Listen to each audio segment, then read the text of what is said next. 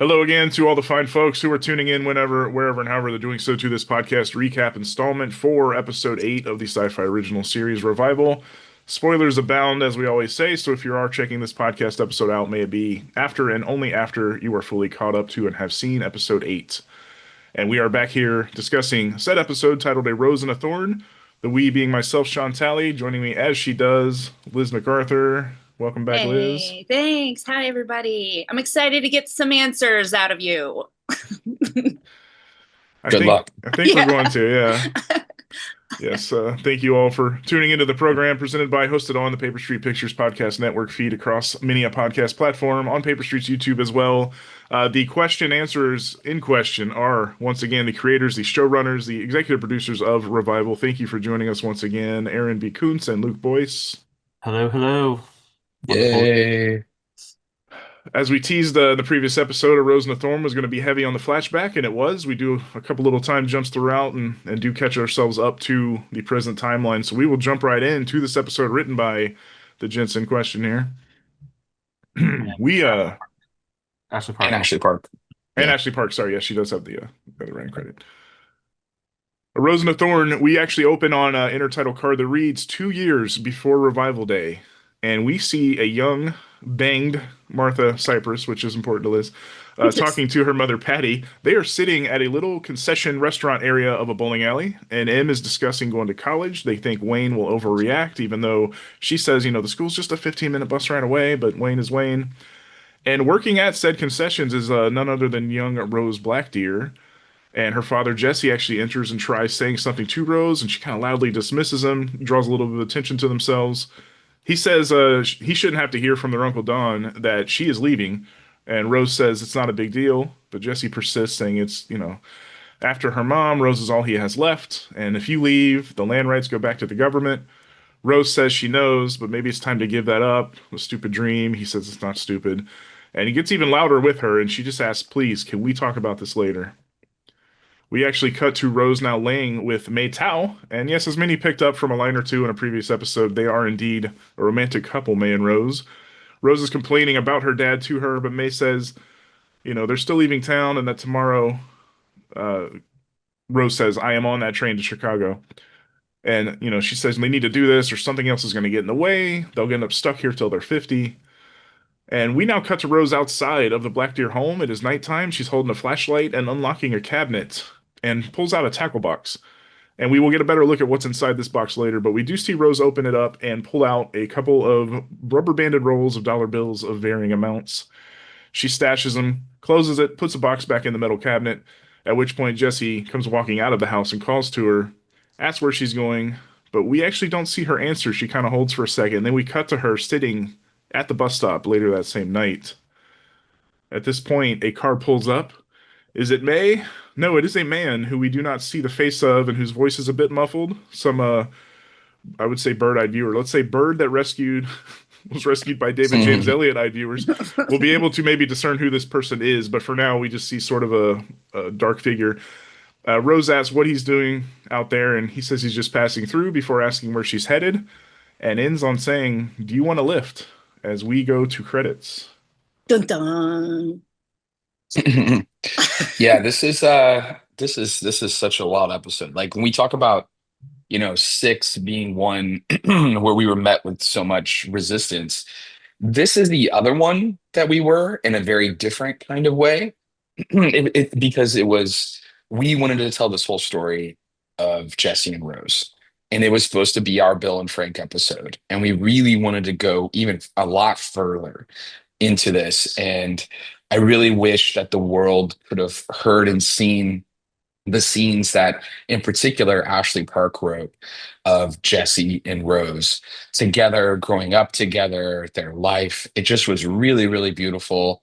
It was part of the audition process when we brought in Brandon Oakes to play Jesse. He actually did a scene from that and it made me cry. It just was so, so special. And we had this really amazing structure of an episode, I gotta say, that I think was we were really, really proud of. And then that all got scrapped. And there was a lot of this is too much without our main characters. This is, we can't divert this much. We can't go here. So even though we, like Luke and I had planned this, I mean, episode 8 being the Blackdeer episode, and this was in our pitch deck. I mean, this is stuff that, we have thought of and we're pushing and we're excited about before we ever even had a writer's room. So it's and it's so funny. I very recently somehow I was searching in my email and I found like an old thread, and it was on episode 8, and it was like 90 emails. And it's me, Luke, and Ashley, and then Marushka, who's our amazing story editor. And we're just like going back and forth, just trying to figure this shit out. Just keep in mind, this is past the writer's room, right? So we had established what we were doing in the writer's room. Now we're on set with block 1, and we're filming and we're shooting and we're working, and it's hectic enough, and all the things that were going wrong there. And then it's like we have to rewrite this episode, like completely rewrite the episode. So we're doing that. We're going through. Then the first version of that comes in, and it's like 56 pages, right? And Luke, I don't know if you remember, I mentioned this in Slack the other day to the writers' room, but I'm there, and we're like, okay, God, and like the three of us, you, me, and Ashley, we're all like, okay, we think this could be it. This feels like it addressed everybody's notes. And then I couldn't sleep because I hated it. It's like, this is awful. And it was driving me nuts. And I'm like, we're not moving anything forward. It's like trying too hard to do these things and all this. 56 pages, and we have to get it to 42 minutes. And I sent this like long email. And then Luke, this is when it was Dubs' birthday, and you went back home, we're there, and Ashley was working on something else. And I just remember being like, what the hell are we gonna do? And we're like up against a deadline. And then, and then I remember having like, okay, we got to do a whole other pass on this to kind of make it work. And it wasn't a rewrite of the whole thing, but it was like, try to just take a step back, because we were just so in the minutia of like trying to do too many things. And I talked with our sales agent, and he gave me some notes, and then, which were really good notes actually, I think, in hindsight, now that I've looked at what some of those were. And it became, the tease was this, which was a big kind of unlocking piece of this, in that we streamlined a lot of this down, and it really became this, and then how the investigation is going to work subsequently after that. But anyway, just to make a long story short, I'm looking at this thread, and it's just like fun. It's fun now. It's funny, but it's also like, like heart rate inducing to reread the thread. And it's like, okay, I don't like this, guys. I don't know what to do. And Ashley's like, I don't even know. I can't parse all these notes. And, and Luke's like, it's my daughter's birthday and all this, and like all these things. And like, it's all crazy. And then while I'm getting things from like the set, and I got to run over there, and I was like, I'm just going to take a stab at this. I'm going to rewrite this. And then I delivered a version, and then I'm immediately like, don't read that. Never mind. That's not good. And then I do another one. And it's like 4 a.m. and then it's 6 a.m. and then it's like 1 p.m. And then I'm like, well, I gotta go. We're gonna shoot, do this other thing. And it just kept going. And then somehow over like a 4-day span, and then like I sent it over, and then Luke did it. Luke was like, and I'm like, is this even working, guys? And I remember Luke, it made me feel so good. He was like, oh my God, this unlocked this. This kind of works. And it just was complete and utter chaos. And then we got it. But everybody was like, they had to start prepping this episode. We had to get these things going. And it became this like last minute, was truly one of the most last minute scripts we had. And I'm just looking at this stuff, like Marushka's emailing, like, you have to send this now. It has to go now. Like, this is it. And then we did. And now, all that considered, and all the things that had to be done, it is right there with episode 6 as one of my favorite episodes. And reading the thread, I still don't understand how that happened. I am not entirely certain. I think there were still refinements, and from there we're tweaking, scene by scene as we're moving forward. Right. And like Ashley did another pass on another scene here, and Luke did another pass here, and I did another pass. So we're continuing to do this. Samir had some great ideas for how he was going to shoot things as a director. And it is a miracle. It is a miracle that this episode is worth a shit, that it worked. And so sorry, I just wanted to give that whole contextual background because I just reread this and it just like it blew me away. And now, I mean, this is, Luke and I have talked about this for the longest time. Like 6 and 8 are our two favorite episodes, and just to be so proud that like all the things that could happen and it still became what it is so emotionally raw. And I think what we had to do is realize that watching Dana investigate Blackdeer is going to be really exciting. Whereas before, we just really wanted to focus on Blackdeer and, Rose and Jesse, which is beautiful. And again, I really wish people could see those scenes. There's also more Blaine. I'm not, jumping ahead here, but there was more Blaine and Rose and that whole background and what's there. That is something I do hope in the future that maybe we could peel back some layers on because I think it's really, really special and really interesting.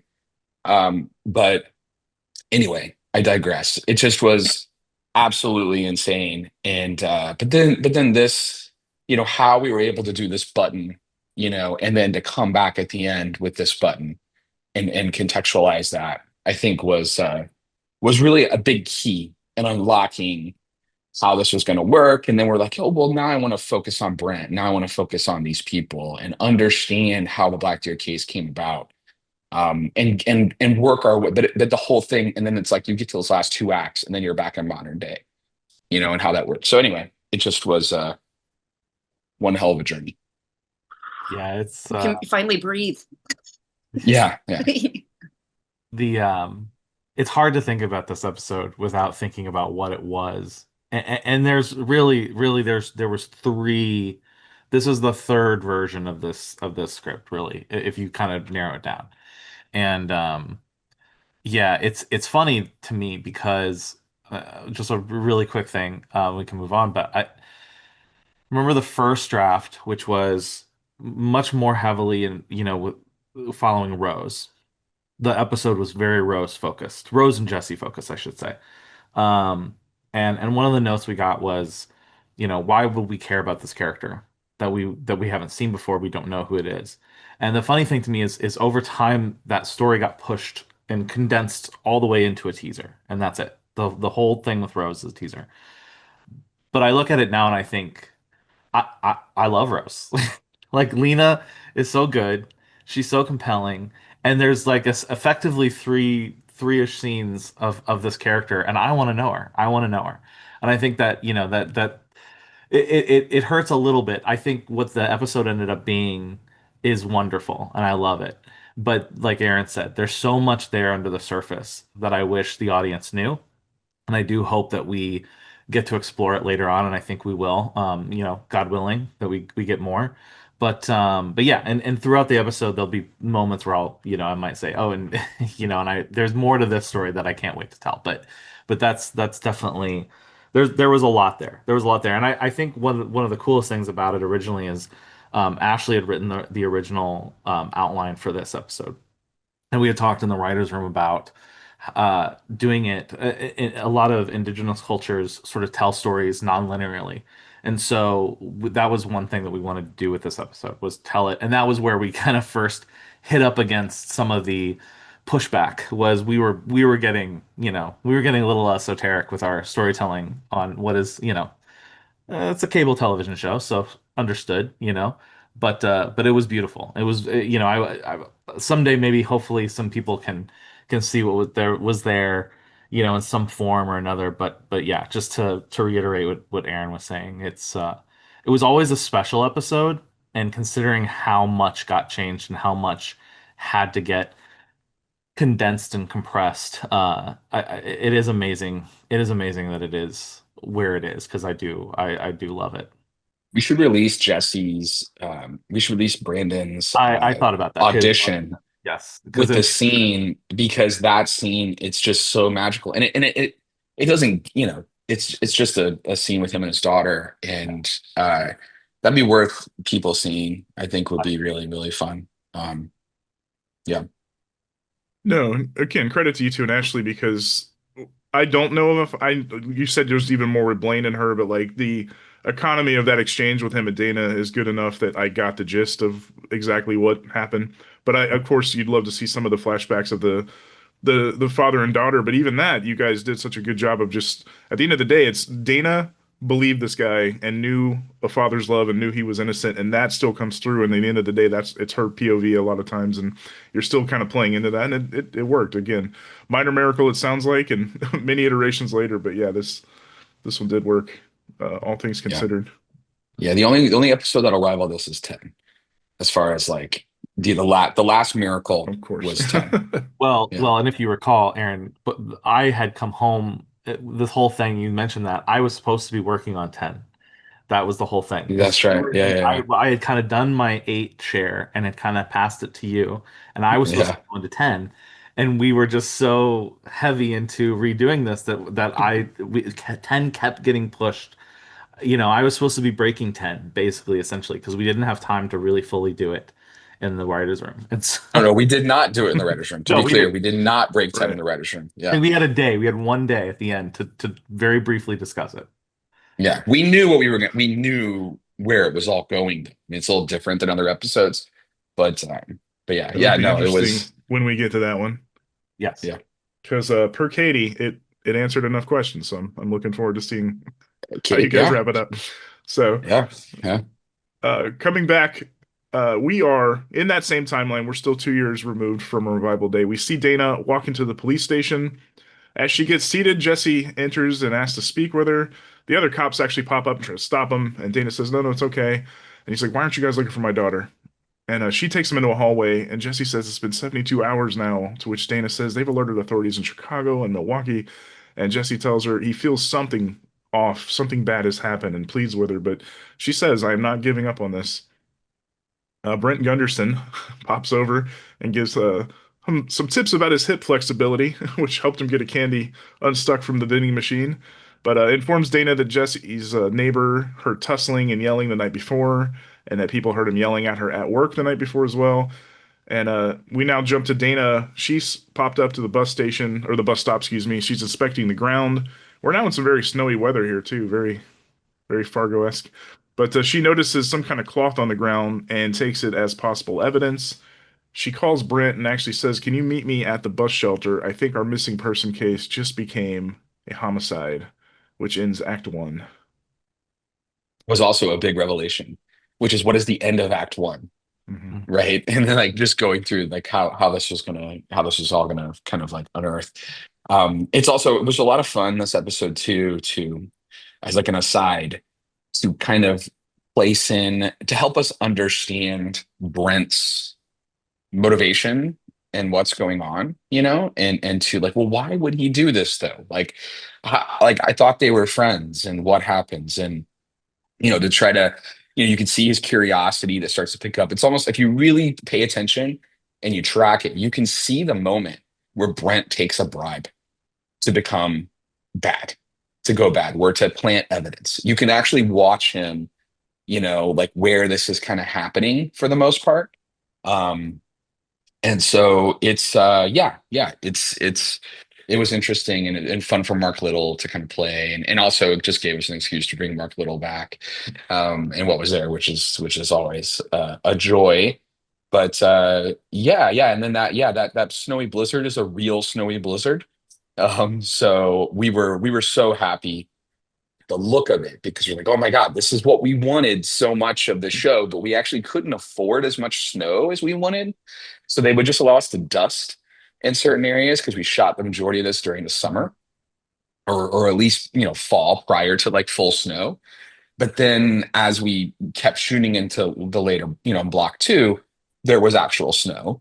And so we got like, legit stuff. Like in 6 also, when Dana's on the bridge, all that's like real snow and sludge. It was just a nightmare out there shooting. Actually, we shot these, I think the same, or one of the like days right after each other, like that part of 6 and this part of 8. But it was full on blizzard. And I remember when we were doing the trailer, I was like, we got to get this shot in the trailer, because it just again feels so Fargo. It feels the scope. And I love how Samira did that, because it's all one take, and it's just there, and it's just long, and it's just waiting, and she's coming right to the lens. and bringing her to you. It was just a really nice, patient way of unearthing that scene. Um, and we won't talk too much about the bus shelter fight that we had because we couldn't afford a bus shelter and we had to make our own bus shelter. I think you That's a should. whole I other think you thing. should talk more about that. It just was like for some weird reason we had spent so much money on so many other things. We could not find a bus shelter, and it had to be at this one location to shoot where the roads were that we had control over and everything. And it was like the quote was just really expensive to build a bus shelter. And so, and everybody's like, you gotta cut the bus shelter, cut the bus shelter. We're like, no, you don't understand. Like, we need this shot. And again, credit to Smear again for that shot of Lena Rose when she looks into the lens and they're in the bus shelter and the way that's lit. Oh, it's so good. So good. But yeah, it was just one of those things. And then we had to go on Craigslist or whatever their version of Craigslist. There's something else out there. And I think it was Facebook Marketplace and stuff too, but and find this thing that could be a bus shelter. I don't think because it wasn't a bus shelter. It was It's like a something else patio that's cover thing. yeah. And then we did it and stickered it and whatever and turned it into this. But oh my God. And the amount of time I think we wrote a scene without it in it, and I never delivered it because I kept saying it's not possible, guys. It's not possible. But I did write a version without a bus shelter, and I hated it.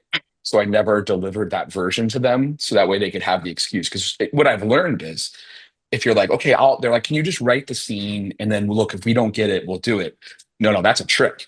And if you write it and you give it to them, then that's it. That's the scene, and they just delete basically whatever happened before it. So took me a first block to realize that I should have known. Not a veteran move. And so I never deleted that bus shelter, thank God, because I think it's really important. So No, certainly, and it'll come back around later. Back on Dana walking up to the Blackdeer home with a couple of officers, including Brent in tow. Jesse answers, and Dana tells him that she's sorry, but they are going to need to inspect the entire premises.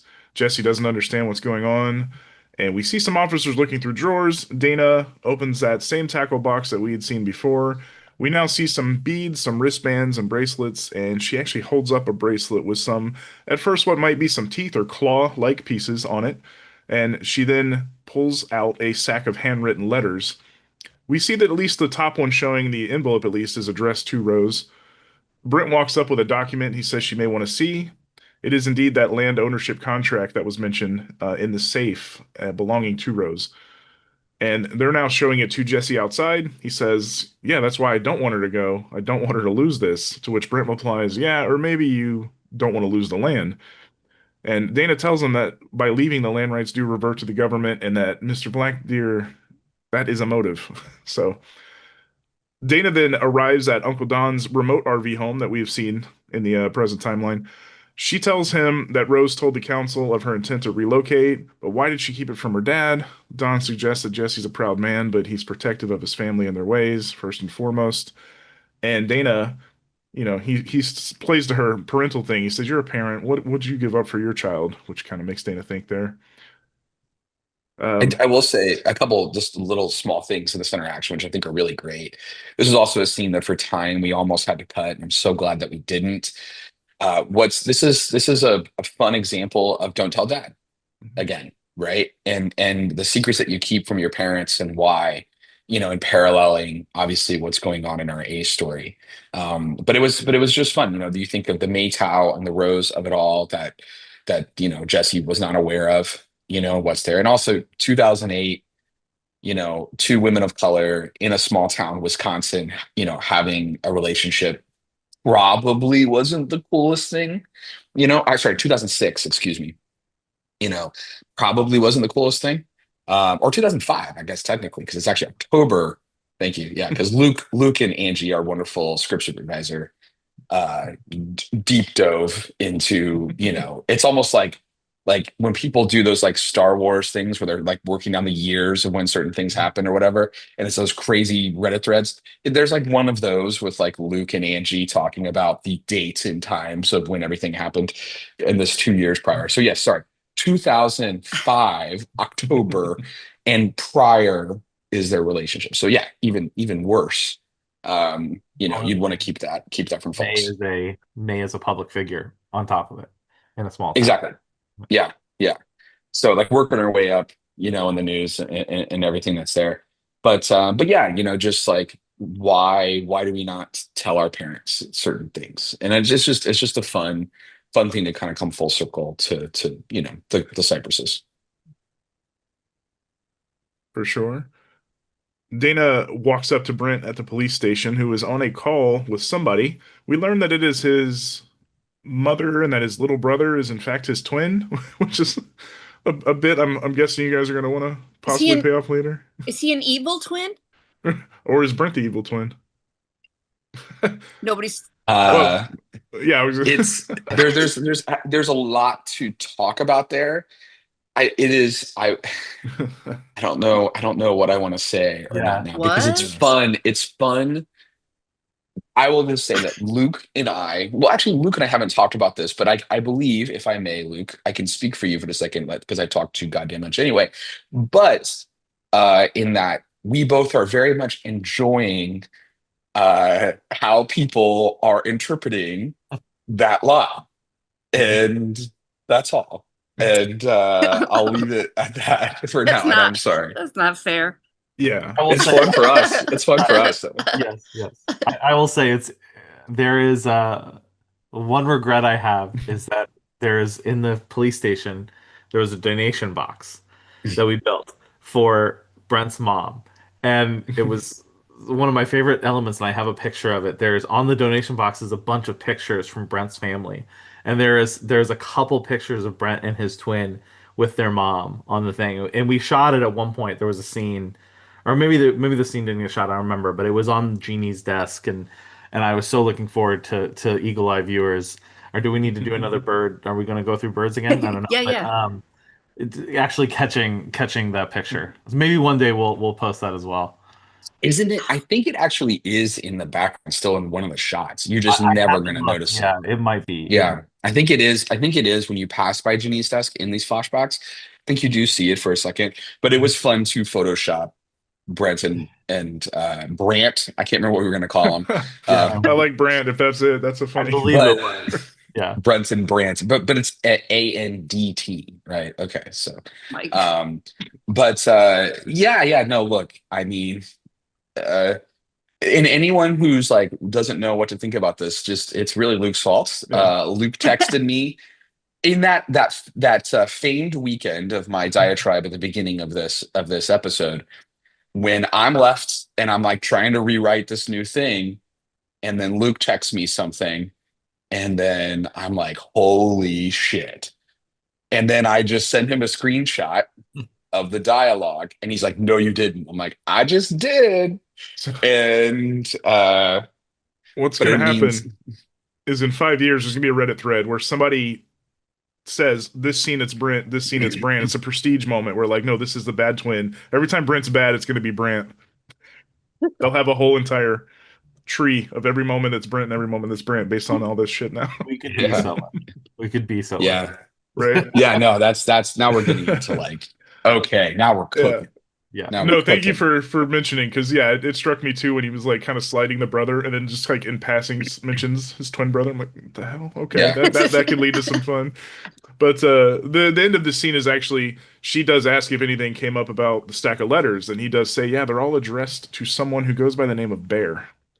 So first time we'll hear that for a few times in this episode. So we now see. If you notice, Bear, if you go back and look at episode 7. And you look on May Tao's murder board, at the center square of her murder board is Bear. And Liz promised she was going to screenshot it and stare at it for a long time. I don't know if she did. No? No. What? I said you. Wait, you were the one who promised you were going to stare at the screenshot of the murder boards. It looked like she was staring at it right there. I was literally in my head like, wait, I was like not listening at all. You were thinking of it. It looked like you were looking at the murder board right then. It was in my brain. I'm doing it right now. The murder board in my brain. Liz was doing a pose to match the judgmental kids behind her in the pictures. She was like the fourth one. Yeah. Think no evil. You were think no evil. You were the fourth. I need to stop thinking while we're talking. Yeah, No, people you're need to good. watch the video version of this. Yes.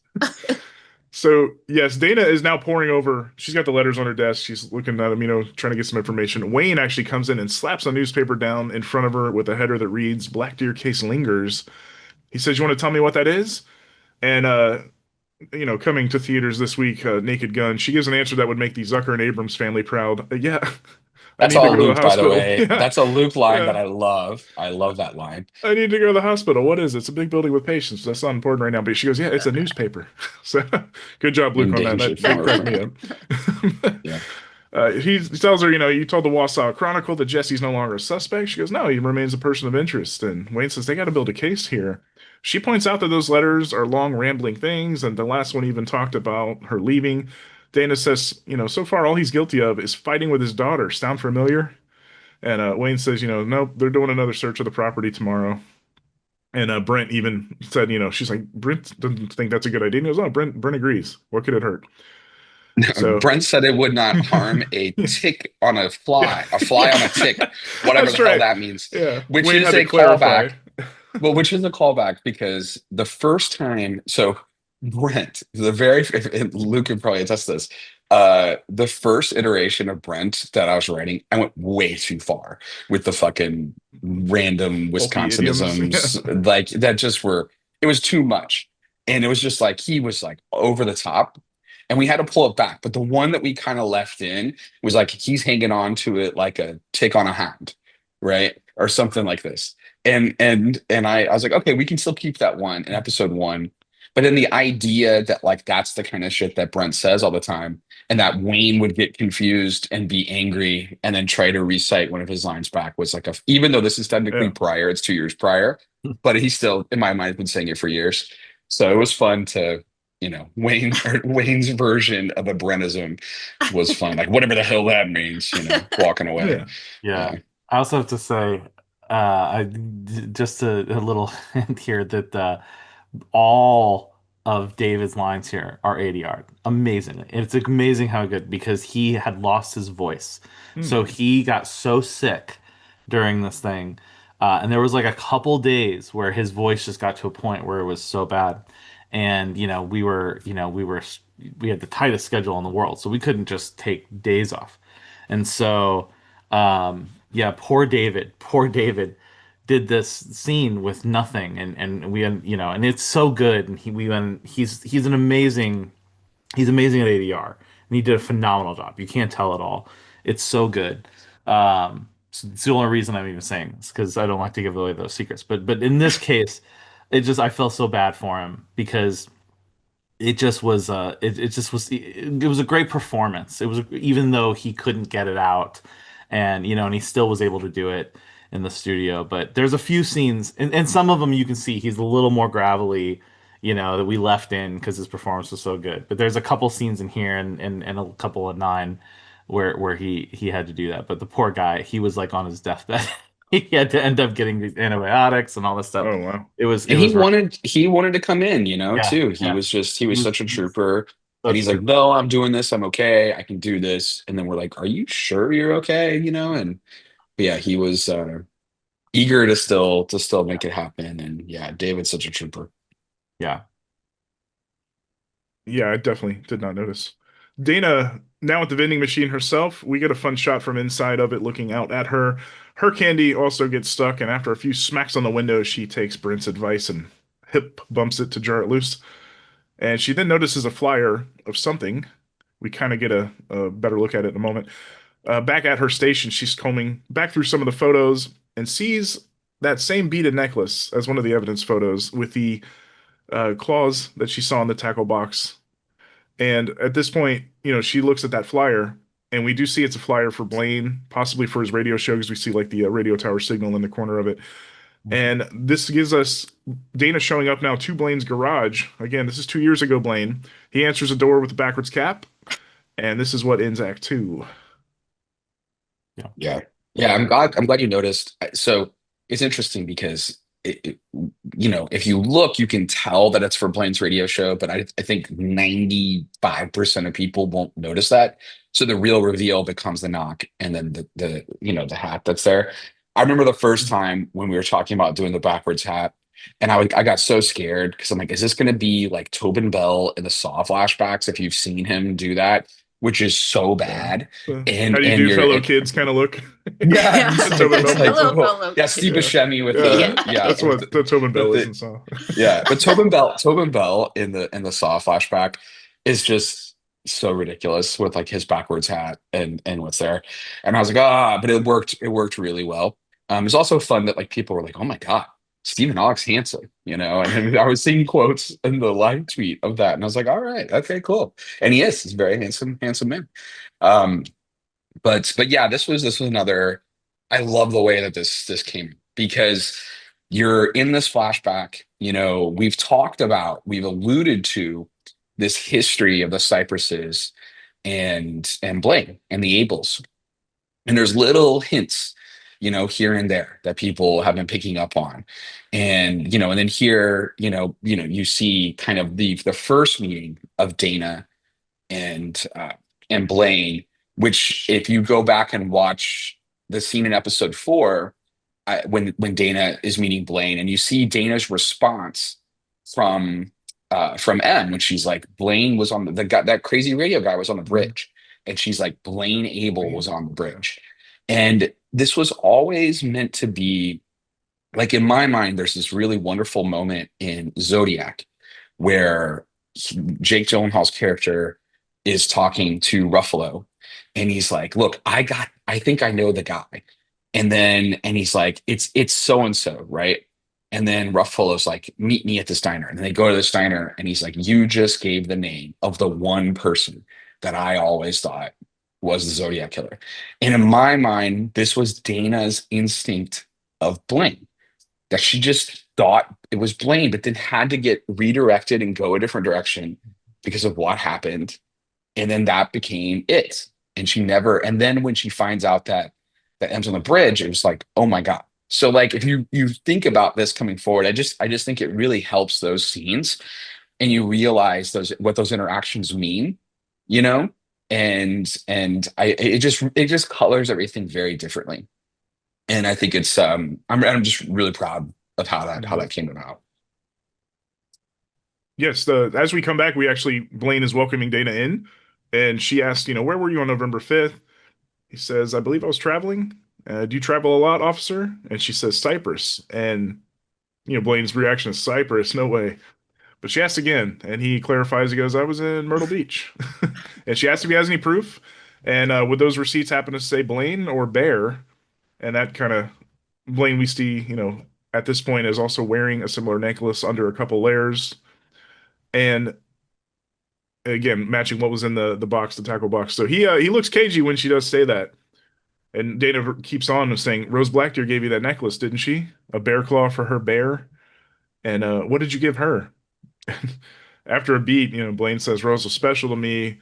She understood me. And Dana dismissively says, I bet. So Blaine, kind of snaps at her, like, don't do that to me. It's not like that. She saw me for who I am. And Dana, again, she's half your age. You expect me to believe that you just cared about her writing. But before they can go any further, as Aaron said, like some of this gets left, unsaid. She gets a radio call from Jeannie saying they did find some at the Blackdeer house that she's going to really want to see. And Dana tells Blaine she will be back and they will talk again. So Dana arrives at Jesse, and Wayne is actually perp walking him out to his cruiser, handcuffed. Jesse says, I don't know how that got in there. Dana, you have to believe me, as he sees her walk up. She asks what's going on, and Wayne says it is over, and it is time to move on. Brent then walks out with the evidence bag and says, it's not good. It's Rose's shirt. Found it on the side of the furnace. It must have fallen down when he was burning the body. Dana says, that does not make sense. How could we have missed something like that? So Dana goes into the interrogation room now at the police station where Jesse is cuffed to the table. Brent actually tries to join her, but she makes him stay out of the room. Who knows what Brent was going to fuck up with that conversation if he had gotten in there. But Jesse tells Dana, he never should have trusted her. And she's now at her desk, and a leak is dripping from the ceiling tile above her desk where she puts her big hug mug over the drip spot. I would say that's a Paper Street Easter egg, no? The big hug mug, Aaron, you've used that before?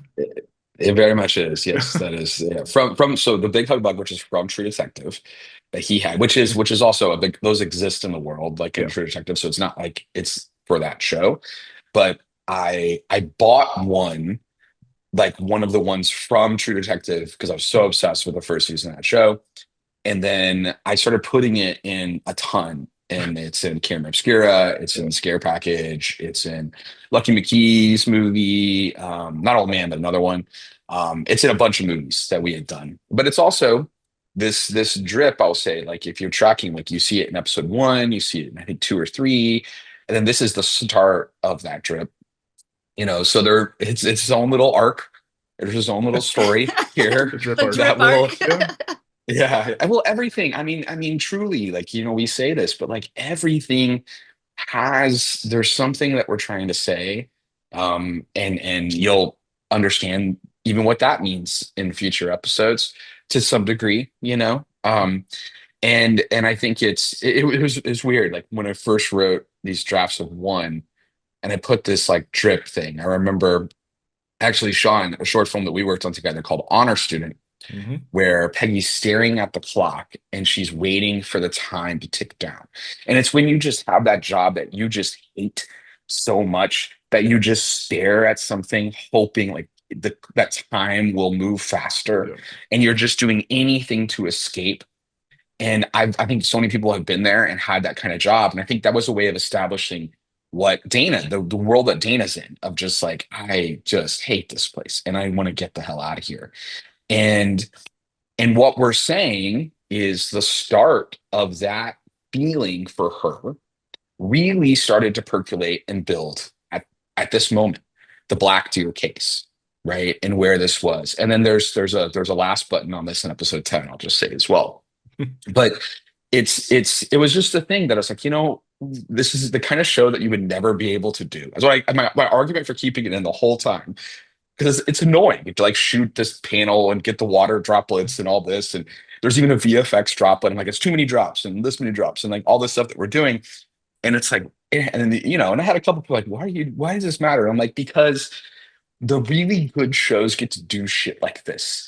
So this is going to be like our one thing that we're just going to keep through. And it's going to feel a little, the really good shows get to stop and tell story in a different way, and I was like, let's just have something like that. And so that was my push. I can't believe it stayed in. Like this and the Harry and Henderson jokes are the two things I thought for sure were going to get cut, and both of them stayed in a very different way. But and then also, you start, if you watch again, you see Brent, and it's like, is Brent looking to go interrogate Jesse, or is Brent just wanting to know exactly what Jesse's saying to make sure that his story is going to add up, or to report back to whomever is asking Brent to do something potentially, right? And let them know what's going on. Let them know that. Or Brant, or it could be Brant. Yes, is that Brant trying to get into the room in that moment? We're gonna find out later, like ear flaps up is Brant, ear flaps down is Brant or something. No. Oh my God, so funny. Someone will do the deep dive. Dana is shaken out of her clock watching, her drip staring, by May Tao walking in and yelling that the entire department is rotten to the core. Boy, was she not wrong. That he was your friend, telling Dana specifically he trusted you. Was it you who planted the evidence, or was it your dad's? Just pin it on the native man. Some things never change. And Dana tries to get her out of there, but in walks both Brent and McCrae. And Brent appears to be helping McCrae, who is both limping and has a bloody nose that's kind of tissued up. Gunderson says McCrae got jumped in the car by Blackdeer while taking him to county, and now he is on the run. And did have to cut a line here. I will say that I still hate that we had to cut for time, which is it's McCrae, and she's like, "What, Blackdeer?" And he's like, "You uncuffed your big ass friend," and at least that. I think you still see it. You see that she uncuffed him. The idea is that then they're taking, McCrae's the one taking him. McCrae's kind of a goofy fuck up anyway. And then that's when Blackdeer is able to, in my mind, overtake him, knock him out, get the car, try to get out, and then go on the run. Or run into the woods. I would have liked that line, but you kind of get that McCrae sucks, so like he could get over. Yeah. But that would have been a nice line. We had wrapped him. As an actor, and we brought him back just for this little moment, which I thought was important that it was him. And but yeah, that was there. And yeah, and you're and also, I think, look, I think it's worth taking a moment to talk about like murdered and missing Indigenous women and like the history that's happening throughout North America, and it's pretty horrendously awful. I wish we had the time. We could have put a donation link or something at the end of the episode. I think would have been really cool to do. Um, just because of like this is still to this day the amount of unsolved cases and what are there, and it's pretty horrific. So, and then that's also part of why we wanted to do a whole episode about Jesse and Rose, because I think this topic deserves more than what we were able to do in the show. And that happens, and how it got cut down, as we've talked about. But I think that's there. And then the other really, I mean, for us, I think that we're hoping people like are connecting and are excited about is you're seeing the history of why May Tao and Dana are at odds. And May Tao comes in because her lover was murdered and is missing and taken, and she does not trust this police force because there's no way it was Jesse. She knows it wasn't Jesse, right? And what was there, it couldn't have been him. She doesn't believe that for a second. And now this whole thing, has happened, and there's no way it just doesn't add up to her. She probably even has, in my mind, she has physical evidence or things that make it impossible for it to have been Jesse at the house, but we don't obviously get into that level of minutia. But in my mind, it's like impossible, and she knows that. And so she's coming in here and she's pissed off at the police force.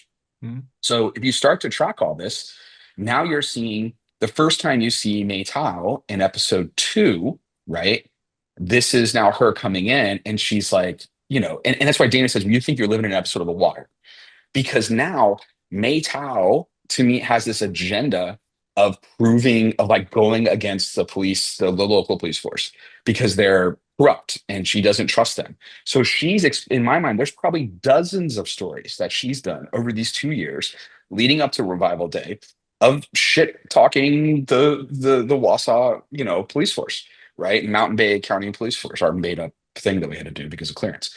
But that's there. So I think it makes sense, and it all kind of tracks as far as what's there. And yeah, I think it's good. It also took Dan, who's our hair guy, forever to do her braids. Yeah, I remember that was like the longest day. And we're like, we gotta get, and that was the most rush. We're like, get her out, you gotta go, get those braids going, to get her to come in. So I just want to shout out the braids because it was a whole thing.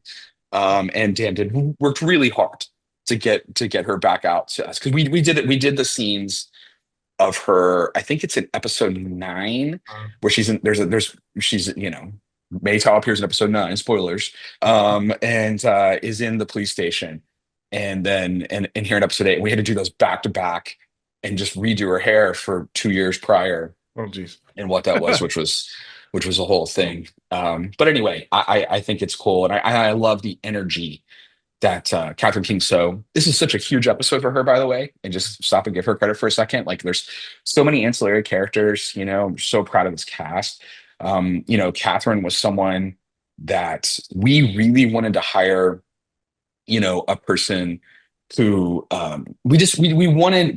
There was a very specific kind of, I don't know what you want to say, like aura that you wanted to kind of capture with May Tao that could kind of go through this world, of the ups and downs of what she's going through and what was there, and just Catherine is extremely special and just a wonderful person.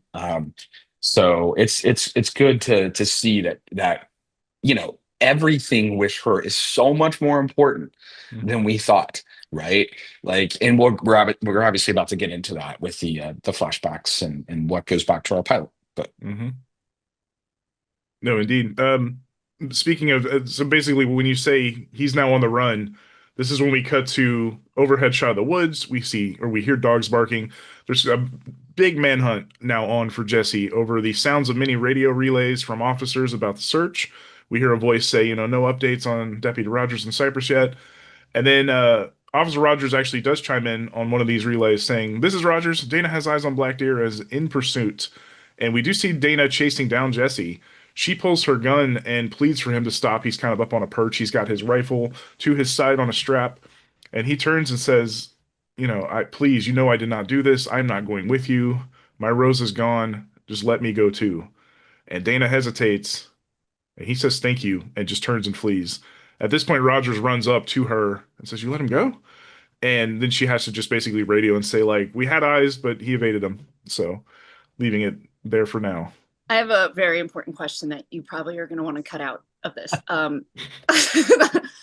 I believe this is the part I wrote down on the screener. There were like notes at the bottom. And right here it said, remove Boogie. Oh my God. Okay, yeah, that should not be in the screener. You said so. So look, Oh, okay. no. I mean, I don't mind. You can leave this in. You can leave this in because I think this is important, right? And I mean it. I think this is important. Okay. I think it is vital for us to take care of our actors. And there was a shot that was a side angle of Dana when she's, pointing the gun, and she had a big old booger hanging there. And because you're like looking up her nostril, you know what I mean? You're in all these vulnerable places. And this is such an emotional scene. And I remember Sandy, we were talking about it, and it's like it could make, my immature self laugh potentially. Because I'm like, look at the booger, and then I'm missing the emotional piece. But also, you want to make your actors look good, right? You want to. I don't want them to look as like, oh my God, why'd they pick that shot, or why'd they do that thing, or my hair looks awful, my this. Like, we're focused on performance first, but you want to look at those things. So that was a VFX note.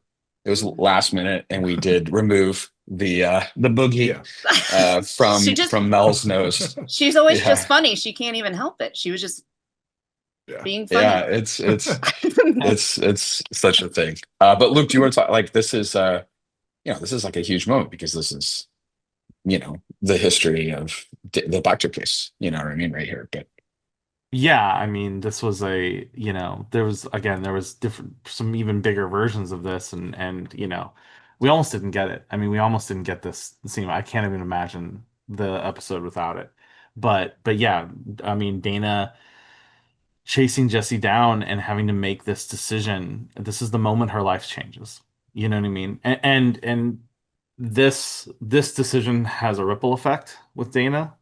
That stuff that we don't even see, but we kind of know in terms of what happens with the family, with their mom, things like that.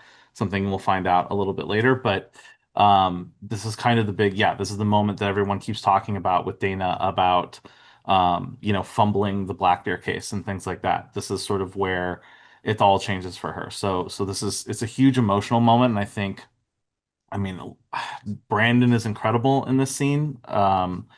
Melanie is incredible. Just the emotion that is conveyed through just these looks and these moments. I mean, every single time I watch it, it just chokes me up. And it's so beautiful. It's one of those touchstones of the show that I'm just really proud of. And we talked a lot. Aaron and I talked a lot about what would this be, what would be that moment, and it kind of came down to this because we knew that it had to be big. Everyone keeps talking about it in this town, right? So we knew we had to get to this point where something happened with Dana that people would talk about. And so I remember, getting to this point and talking about it in the story and like, yeah, this is great. This works. And the way that they pulled it off and Samir pulled it off, I think is beautiful. yeah, because if you add the totality of all this, right? Her and Jesse, we know we're friends, right? You can see by their rapport that they were friends. And then Dana is investigating Jesse's house, does not find the evidence of her friend. Then Wayne's like, we got it, and she's saying he's not a suspect in the press. Then Wayne's like, nope, we got to go back here. I don't trust you. There's a tick on a hound of a thing or something that Brent's alluded to. And by the way, that's interesting that he's like, I talked to Brent, and Brent says we should go back there. Well, that's because Brent has placed something at the house and knows that, and so which we're going to get into.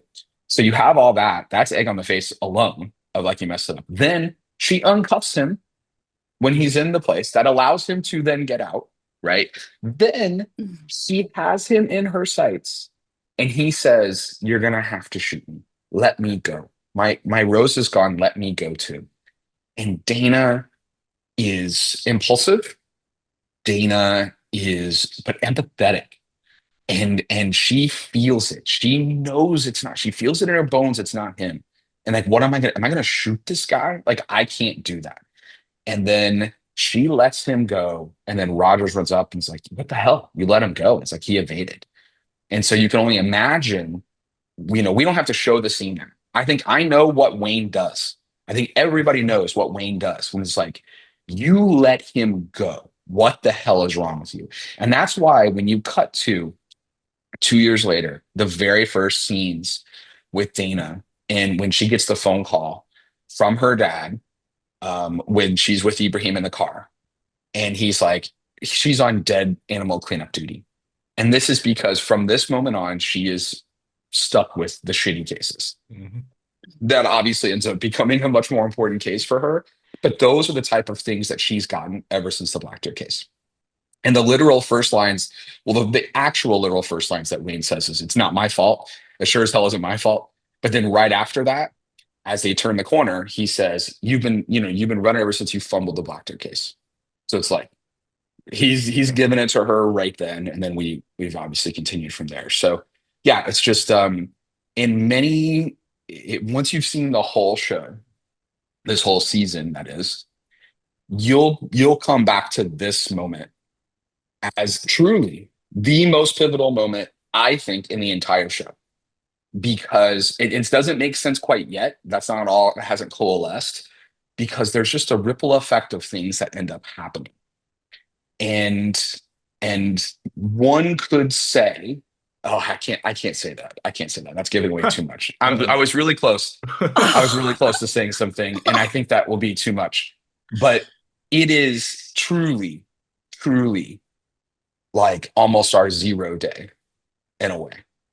Yeah. And that's I'll leave Once it an at that. episode, Aaron gets to the edge, and we see Luke do like the Scorsese, this is cinema hands, and then comes back down, and Aaron goes, all right, never mind. Yeah.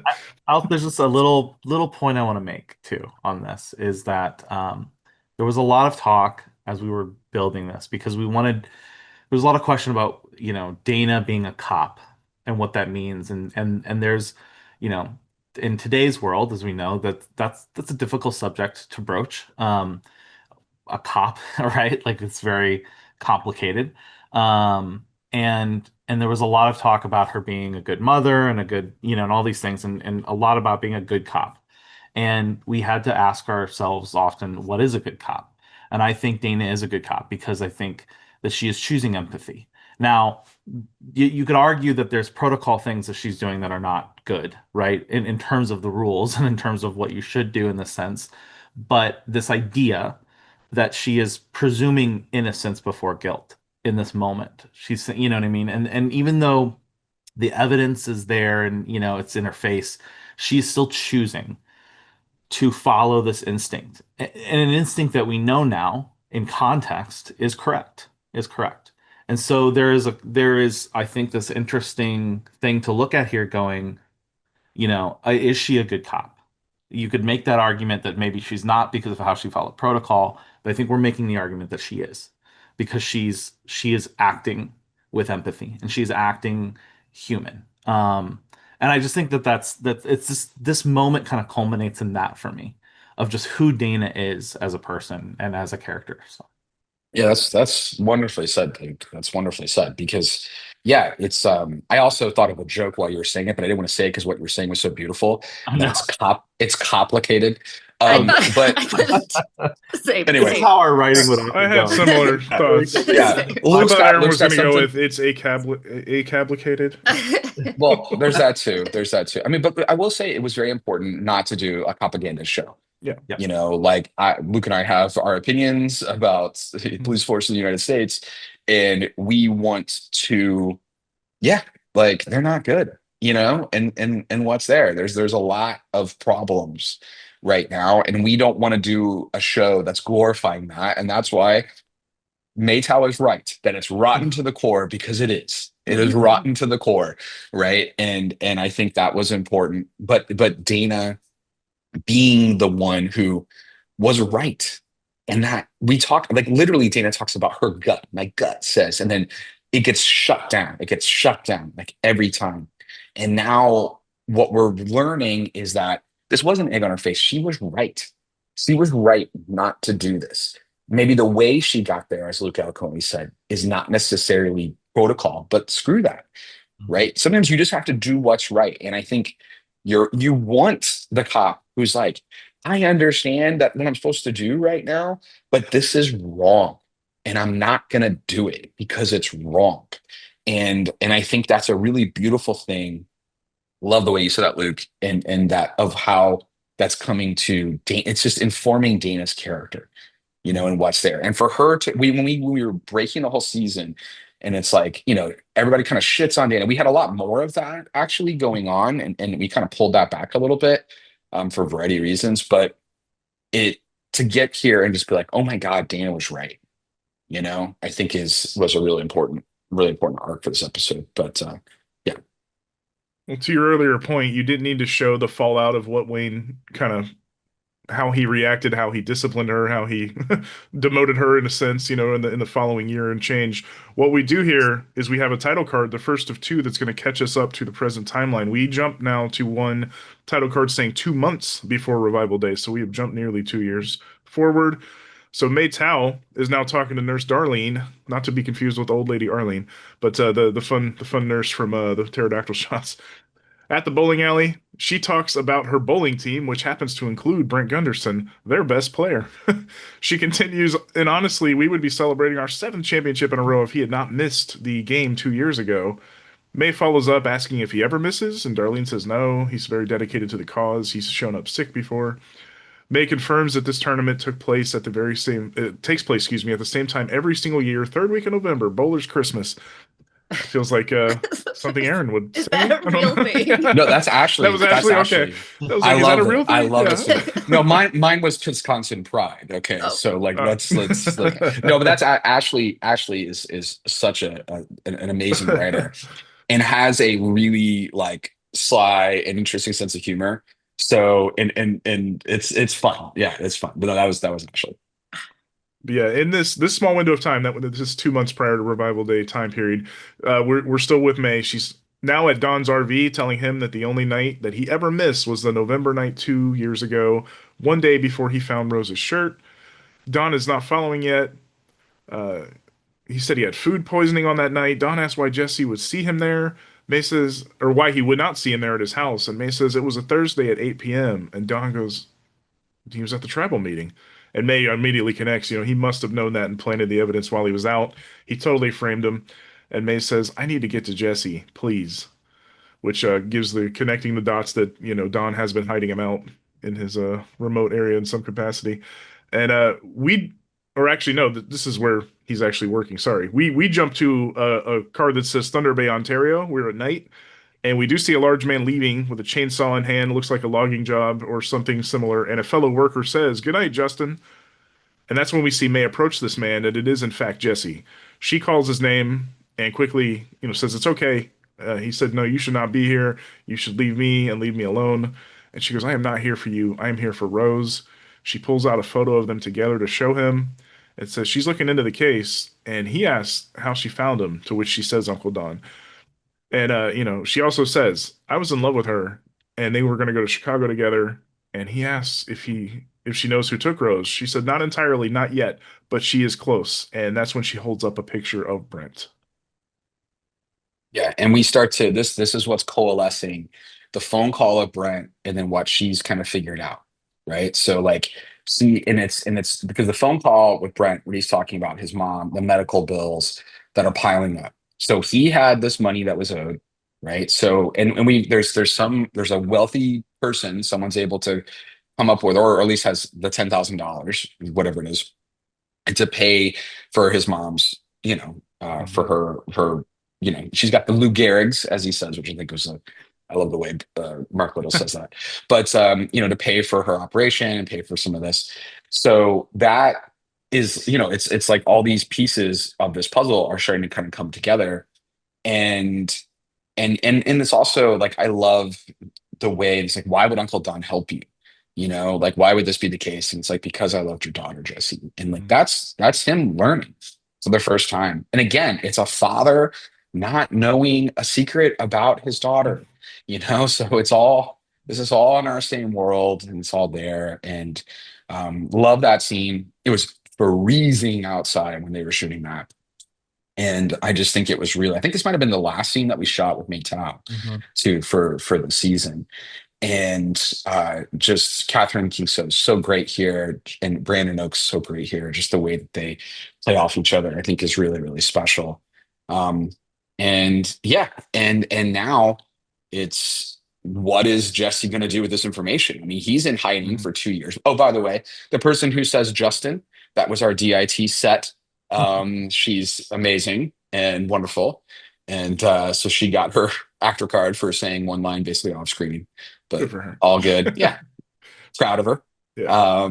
But yeah, this was a much bigger scene at one point, and we were on the shipping docks in New Brunswick and where I wanted to do it, and we couldn't shoot all this there. We had to make it work at another location, so we did the logging stuff, which I think worked out. But Yeah. yeah.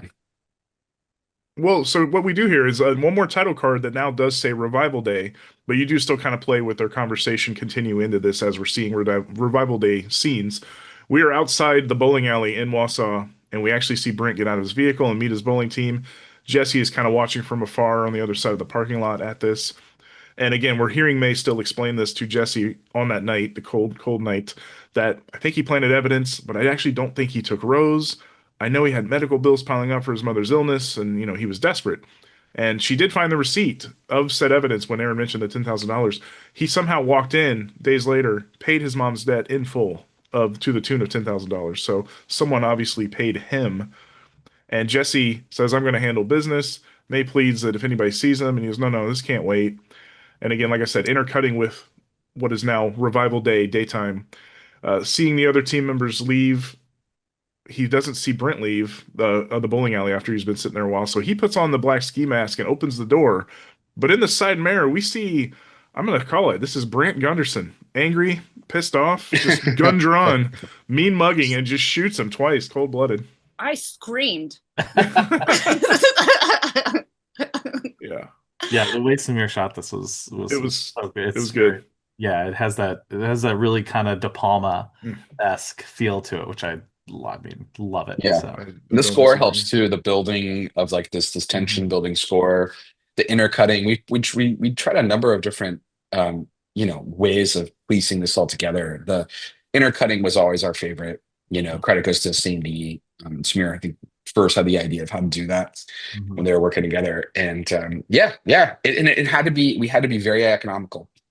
There was a lot more of the Jesse back and when does he get killed and what's there. But I think it's just about the understanding the point of like, he's been in hiding. People can't know where he is. He's got this alias, and if you look at where Thunder Bay, Ontario, it actually kind of from Wisconsin, you cross the border and you go a little like it's actually a good place to kind of hide out in Canada. Would make a lot of sense.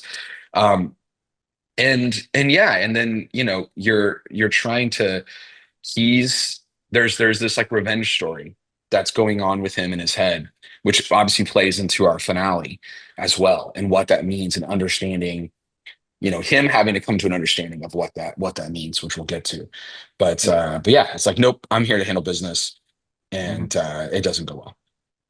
There is one more short scene here before we end Act 4. It is now May in the morgue with Randy on Revival Night, and she does a look and kind of ID the body of Jesse, who is in that box about to be rolled into the incinerator. And that is when we get some flashes of the very opening scene of this series, Jesse beating on the box, him escaping on fire, a jump to when Dana sees him that night kind of sizzling walking across the road. And then another shot of Dana looking at him at the RV, inside the RV, excuse me, which actually does bring us right back to the present day revival timeline of them all sitting in the RV together to end Act 4. Yeah, this was, I mean, it was so fun to, and it's been great. I even like, mildly passive aggressively, I apologize, on Twitter. I was like, so to the person who said May Tao was acting weird and they thought this was odd, why is she acting weird, this day, and the acting was off? Maybe because she's there emotionally dealing with the fact that this person who's the father of the woman that she loved, she believes was murdered, and she's there. Also, the whole reason she's there is to verify that. And if you watch in the first, in the first episode, you see her peek in the box. And if anybody's paying attention, it's like, that's weird. Why the hell would you do that? And I remember, like, we gave notes. People gave notes like, "Oh, cut that out. You don't need all that," or whatever. It's like, "Oh, you have no idea. You have no idea," which is fun. Which is fun because, again, there's no innocuous scenes, and it's like, because that feels like, oh, this is just to show you a guy who comes back to life, runs out, that's it. And I love how, like, there's even comments where people talk about, like, oh, and this guy, what about the guy who came out of the incinerator? They're not even going to address this. They're not even going to deal with this. And it's like, just be patient, bro. Reddit, bro. Like, we do know what we're doing. I promise you. We might not have made a lot of TV shows, but I've watched a lot of them. And we do know what we're doing. And it all is a setup. And we promise you, we reward you for paying attention. And all these scenes are recontextualized. Like, it's like understanding what was going on. And that, why would May Tao, like, in the comic, I remember I'm like, I don't understand why May Tao's interviewing Randy. And there was like an answer for it. And I was like, this just doesn't quite cement for me. And then for us to, like, reinvent this, because this is not from a comic, right? To reinvent this in a different way was just really, really fun. And it rewards the people who watch closely and rewatch and to see what's there. I think that was really, really fun. And it's cool to go back. I mean, I wanted to show kind of the whole first part of this of the pilot, like this moment. If we had a true hour-long episode, we would have put more in there, to really feel it. And you see Brent bringing the body, and you see her waiting, and then he's there, and then she runs in after, and all this stuff, and she had to just kind of say that she saw some stuff. But Yeah. it's just really cool to see that, and then sad to see Jesse in that box and realizing what this means. Yeah, I think my biggest the thing about the past version of this episode that I missed the most is that this scene was longer. We really kind of go more into that night, the crematorium, the revival night, and there's, you see Jesse run out and basically jump into what is effectively Moore Creek, and try to get the embers and stuff off him. And as he does that, you see a passenger looking at him, and he kind of walks away. So there was that moment there that I kind of, it's the one thing I think I miss the most about this, and it doesn't, again, it's not something that I think is vital to the story here, but it added more to it, and it just shows. I think the most amazing thing about this episode is that everything that's in it, and it's 42 minutes long. Like, as we are talking about it, I still kind of can't believe that this is a 42-minute long episode. And that, we still fit everything that we do in there. So I feel like this every episode. I'm like, how did I have whiplash? yeah. Yeah, I would argue. Yeah, we talked about 6 being action heavy, but it's really like 5, 7, 8 that have had so much just character moments that there is more to chew on, and it does feel like a meal, which is good. I like when an episode feels like a bunch of stuff has happened, and this is certainly one of them. So, Like, remember who I was before I started this episode? I was a completely different person. we as I mentioned, we are now on the present revival timeline, back with Dana and Em, who are talking with May, Don, and Jesse, excuse me, in present day. Dana asks how all of this ties back to Em. May holds up an earring and then Em's pill bottle. Both ended up being found in Moore Creek, a sacred place, Jesse says. Em says she was murdered there. Remember how Mom used to say the water was special? It fixed me, but it also made me remember a man in an animal mask and a pentagram-like symbol on his chest, a symbol that has haunted her since Revival Day. She holds up her notebook with many drawings of it in there. Dana says, and I'm assuming Aaron did not have any carvings like that on his chest. So Jesse says he followed her, which led him to Aaron. May says Aaron was shot by Brent. Is that enough of a coincidence? Dana said Brent did text Aaron around the time that Rose went missing. And the text file that on that USB had the words "dark blue Cutlass Supreme," as in the car make and model. And Dana says, "You mean Blaine's car?" Again, with the tone of like, "Oh God, Blaine again." She asks if they have any reason to suspect Blaine, and Dom chimes in, that they have had land disputes with the Abels for decades, with Blaine's father offering a lot of money for their land at one point. Em says she knew he was there on the night she died for a different reason. Jesse just grabs his rifle and marches out. He wants to go after him. May and Dana, of course, try to stop him. Reviver or not, Blaine has a small army. But that's why M pops up and goes, "You know what? That's why I'm going with him. I think you know by now I can take care of myself." And Dana, trying to be above board with it, says, "No, no, we need to be sure. We might need a warrant, and we can get JP, who we all trust, to help." And we'll jump to later that night in a second. Yeah, oh my God. Okay, so of all the scenes in the entire season, this is the most packed amount of information in this little part. We were worried about it because we're saying, but all this is answers. This is just answers on top of answers on top of answers, right? So if you really start to kind of like peel back all these layers and like think about what's being said, and it's, so Jesse goes back, gets killed. May Tao sees him, at the crematorium. He runs out, right? And then after that, May Tao and Uncle Don are now they're going to help him. And he is going to like, hey, Brent's dead, right? Or sorry, not Brent's dead, but like he needs to move forward and follow Brent and see this. They have a tie to Aaron, right? And then that's going to lead to M. So you're seeing all this stuff that's starting to come together of this investigation that May Tao and Jesse are doing together, right? Because you see like, okay, when, Jesse goes to Aaron's house, gets the USB drive, gives it to May Tao. What is the USB drive? What's on there? And there's presumably a lot of files that are on there. Aaron's obviously burnt some other stuff. But one thing that they could never understand was this dark blue Cutlass Supreme, right? And there was a text, on Brent's phone to an unknown number, or to Aaron, also saying dark blue Cutlass Supreme, right? So if you're really thinking about this, like what does that mean? You know what I mean? And then that is going to be obviously where we're going to find the body of Rose. And so it's time, like again, there's more you'll figure out in the subsequent episodes, but there's a lot here. The earring, the pill bottle, what's there, because like the pill bottle is what leads, with understanding M, and then M is being followed and closely tying to Aaron, so you can kind of see the steps of like he goes where the sacred place was, where Rose was at, finds her earring, and then finds a pill bottle. Well, we now know this is where M was murdered. M, that night on the bridge when she was taken by Aaron, which we've seen, was getting high. She was high on the bridge. She had her pills with her. She's taken, and as she says to Ibrahim, "This is where I died." And she sees these flashes from underwater. So that means the pill bottle would have come out, presumably during this situation. And then they find it near Moore Creek.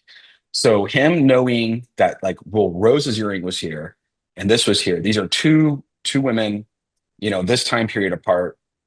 What does that mean? And that leads, them on this investigation. And May Tao, you're seeing, is pretty savvy at trying to like, piece together some of this stuff and what it is and what she's been looking at, kind of as her side quest, this whole time. But there's just so much packed in. We're understanding what, we don't know the mask. The first time we're seeing the mask, was in that flash in 7. But, we're understanding, okay, that symbol on the chest is from her book, and it all becomes pretty obvious at this point that, like, to them, like it's all connecting to Blaine. And the fact that the Abels and, the Blackdeers in their tribe in particular, they had land disputes and what was going on, and so there's a history there with them. So it's just very much about that's like there's so much packed here, and I don't think you have to like connect all these dots perfectly. I think you have to see how it's getting them to Blaine, right? And what's going on.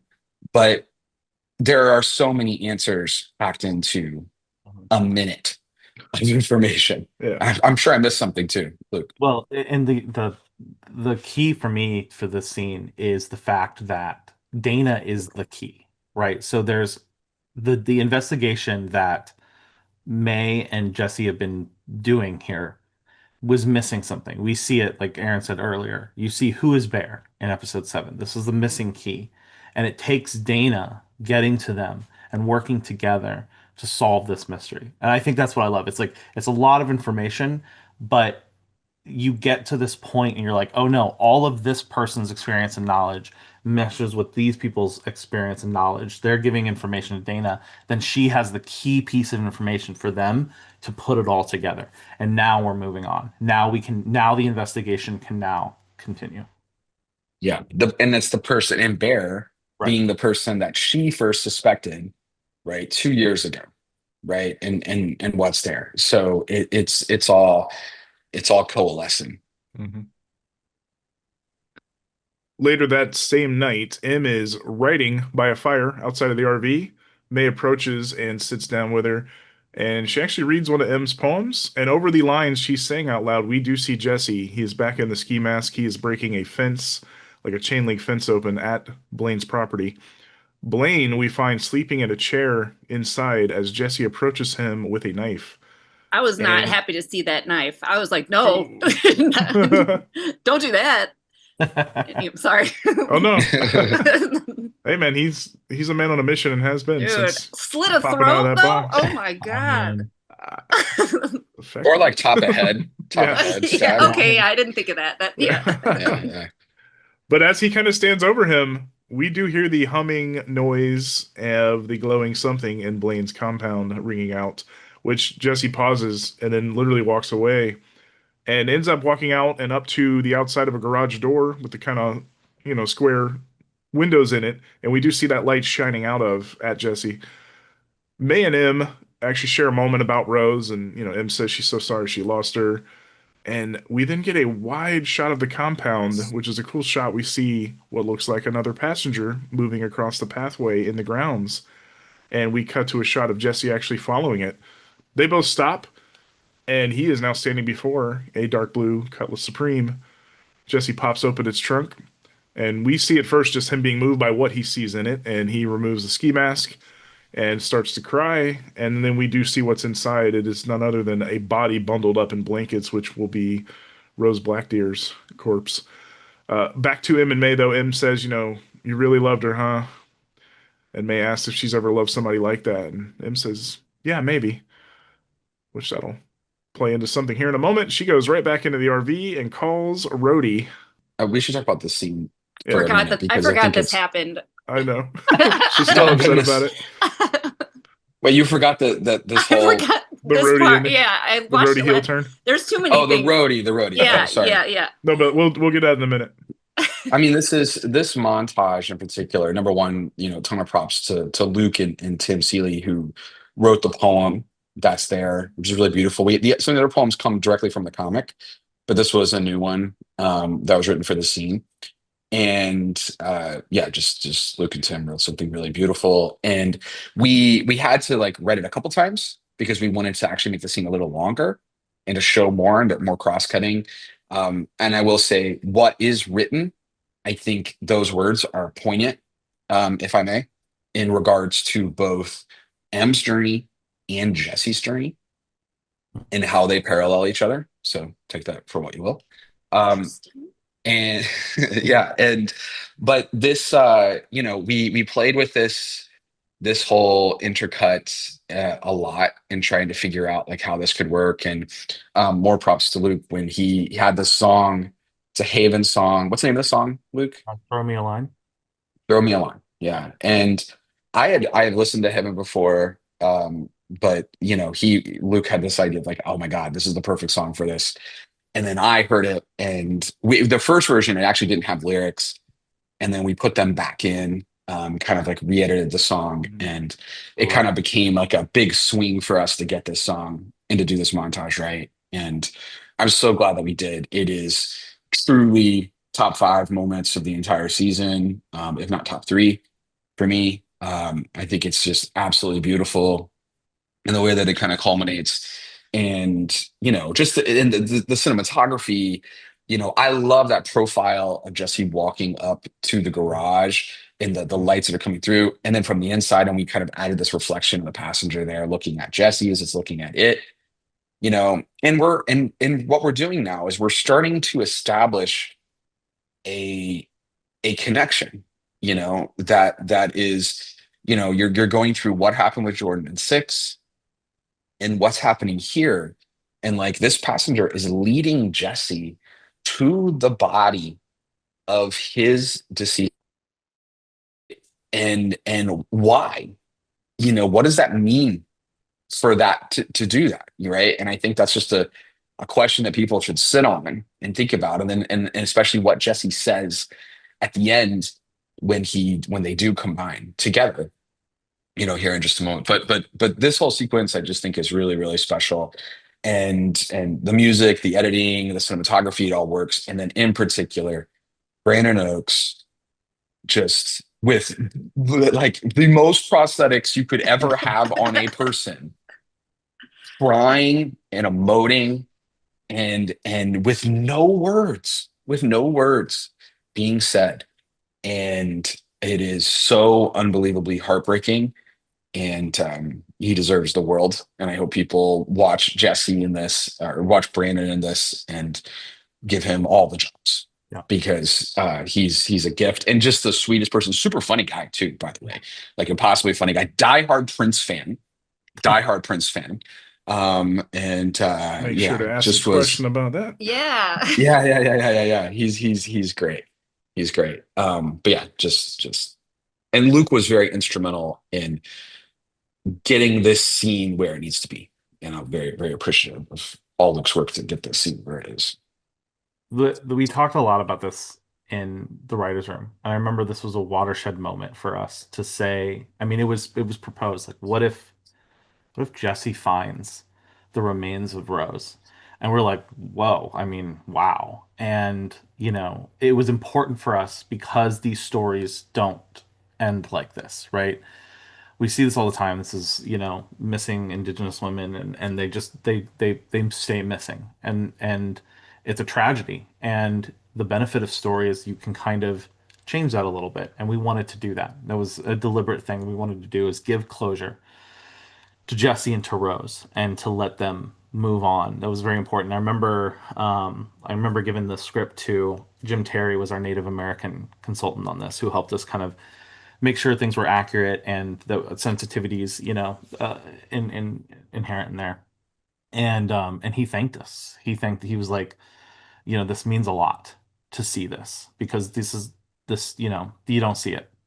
And so it was just very important for us, and we felt, still feel, proud for this moment. I think it's a beautiful moment in the story, and it's a beautiful moment for us to be able to do in telling the story. So Yeah, we will jump back to it in just a moment. After what M kind of answered to May's question, she does go back in the RV and calls Rhodey. He answers from inside a vehicle. He says he escaped and that she should actually come with him now. They have to get out. They have this drug that really messes with revivers, and she should come with him now. And he is acting a little out of sorts, and M feels like she's picking up on it a bit. She says she cannot right now because she's with her sister, and they are so close to figuring this all out. He asks if they can at least say goodbye, and M considers and says yeah, and thinks about it. She says, just meet me past the camp by Unity Drive. We jump to before the end of Act 5 here. We get a quick scene of Tyler running in and waking up Blaine, saying the angel's gone. And Blaine kind of comes to and runs down the hall screaming, what did you say? Where is my angel? As we cut to black there. Yeah, so I love the energy that Og brings to that, Yeah. of like, because this is their whole plan, right? Is contingent on this angel, quote unquote, as he calls it, the angel, right? And by the way, you're starting to see how these are all cementing, right? Revivers to him are demons, and these creatures are the angels, right? And so he had an angel, right? Quote unquote, one of these creatures in his garage, right? And if you listen to the sounds in Seven, which by the way, what happens to Wanda in Seven, you might get to see a little more in a future episode, FYI. But you can hear there's chains, there's something being pushed, there's mechanical stuff. So there's some things going on there.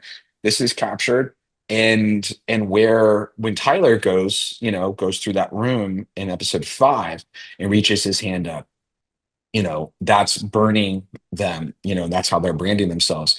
That the angel, the celestial, so called in the future, is branding them. And what's there. So he has it, but this is Jesse's, quote unquote, if you want to call it that, tied to Jesse. It feels, and Jesse releases it. So, but anyway, there's just making sure this is all kind of coming together. People are understanding. They're connecting some of these dots, and what's there, and then what does that mean for Blaine going forward? Because this was part of his plan, right? When they're looking through some stuff, like you're finding, you're getting some information, and that'll episode 9 will go a lot into that. But yeah, We do see Dana open the RV and not find M in there. She asks Dawn where she is, and Dawn has no idea, which prompts Dana to walk off. Up walks Jesse with Rose's bundled body in that big blanket, and May is just in shock. Jesse says, "You were right, Uncle." And Dawn says, "I knew you'd bring her back." And on a shot of Rose alive at the bus stop that night now, we hear her struggle, her scream, and it was none other than Aaron, who had harmed her, who had slammed her head into the passenger side window and dragged her into the car. And he then gets in the driver's side, pulls out his phone, and makes a call. And Aaron says, "He got her. I'll meet you at Moore Creek." And I'll wrap up real quick here and we'll pitch to you guys. But Jesse, Dawn, and May are now standing in front of the fire. The noise of the passenger rings out. May asks what that is, and Jesse says, "It's calling me. I'm ready to go." And a shot of Jesse standing before the passenger now, who says he's ready now. And much the same as how we saw with Jordan, he becomes one with the passenger and they disappear. And M, now in the woods, Rhodey does walk up and meet her. They kiss, but again, something is off. "What's wrong?" she asks. He says he is so sorry. And M takes a trank dart to the neck. And we do hear some agents stand over her saying, "Target is acquired," as we end episode 8. She got To be two clear, shot. Sean, I believe that this is the Devil's Lake Impaler shooting a blow dart, which we did in Scare That's Package 2. Deep cut for Scare Package 2, folks out there. Oh my God. Okay. There's a So lot in this last. Definitely. yeah. I'm trying to think of like where's the best place to kind of start with this. Yeah. Because I mean, look, I love just so emotionally wrought when he brings her in. May drops the mug. We actually re-edited this here at the very, very end with just this understanding of like that Jesse. So think of the story we're telling, right? Jesse is hell-bent on revenge. And he goes to kill, knife to the head of Blaine, the man who killed we're all looking at the man who killed his daughter, we believe. And he's there, and instead of killing her, something calls out to him, right? He's hearing the sound, and maybe he's hearing it's calling out to him. I mean, he says, and he's sitting by the fire, he says, "It's calling to me," right? So he does say that, like, I'm not giving anything away. Like, he's saying that there. And that gets him to stop with the knife. Also, if you listen to the poem, might be some things in there that are tying that together. And talking about this feeling that maybe revivers have. There's other hints too. Damon Manning, when we're in Nella, the reviver support group, and he's like, "There's something missing in me. I feel empty inside," or something like.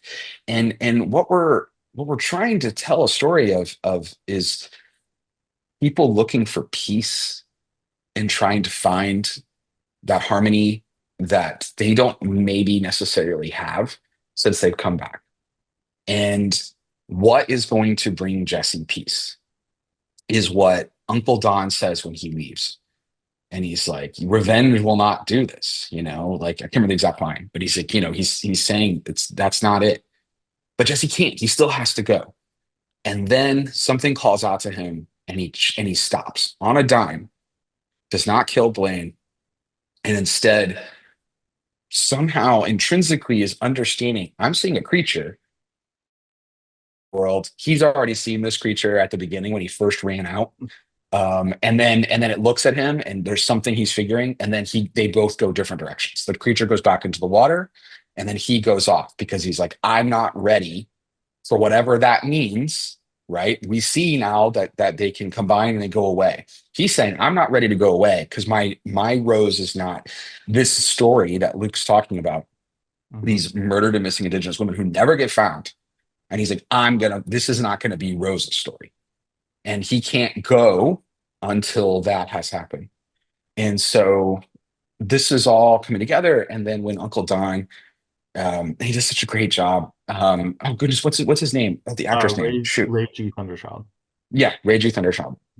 When Ray puts his hand, you know, on the corpse, and you know, and just like I knew you'd bring her home, and all this, it's just I get so choked up about it. I think it's so beautiful in there. And then again, no damn lines. It's so good. Like if you're a writer and you're like trying to just don't write shit sometimes, just sit there and let him look. And he just looks at everyone. Like if you watch, it's him holding his dead daughter, and he's looking at everyone, and tears are coming out of his face with prosthetics. And you don't have to say anything, you know, you get this all just comes across so beautifully. And again, that only happens when you have the performers that you have with that. But it's just really, really, really special.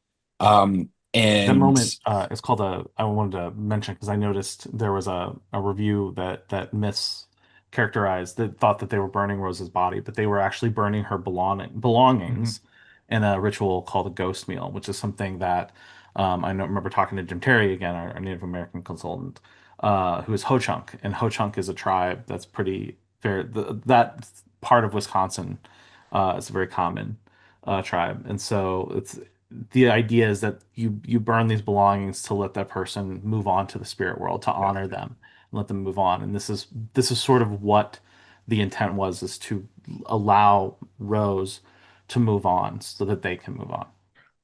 I felt that was obvious. It was the same size as the earlier fire, and there was actually like devicey things sticking up, knowing that they were belongings. But have you seen Star Wars? A body being burned is a big giant rectangle. It's like, you know. I know. But sometimes you put stuff in there, and it, you know.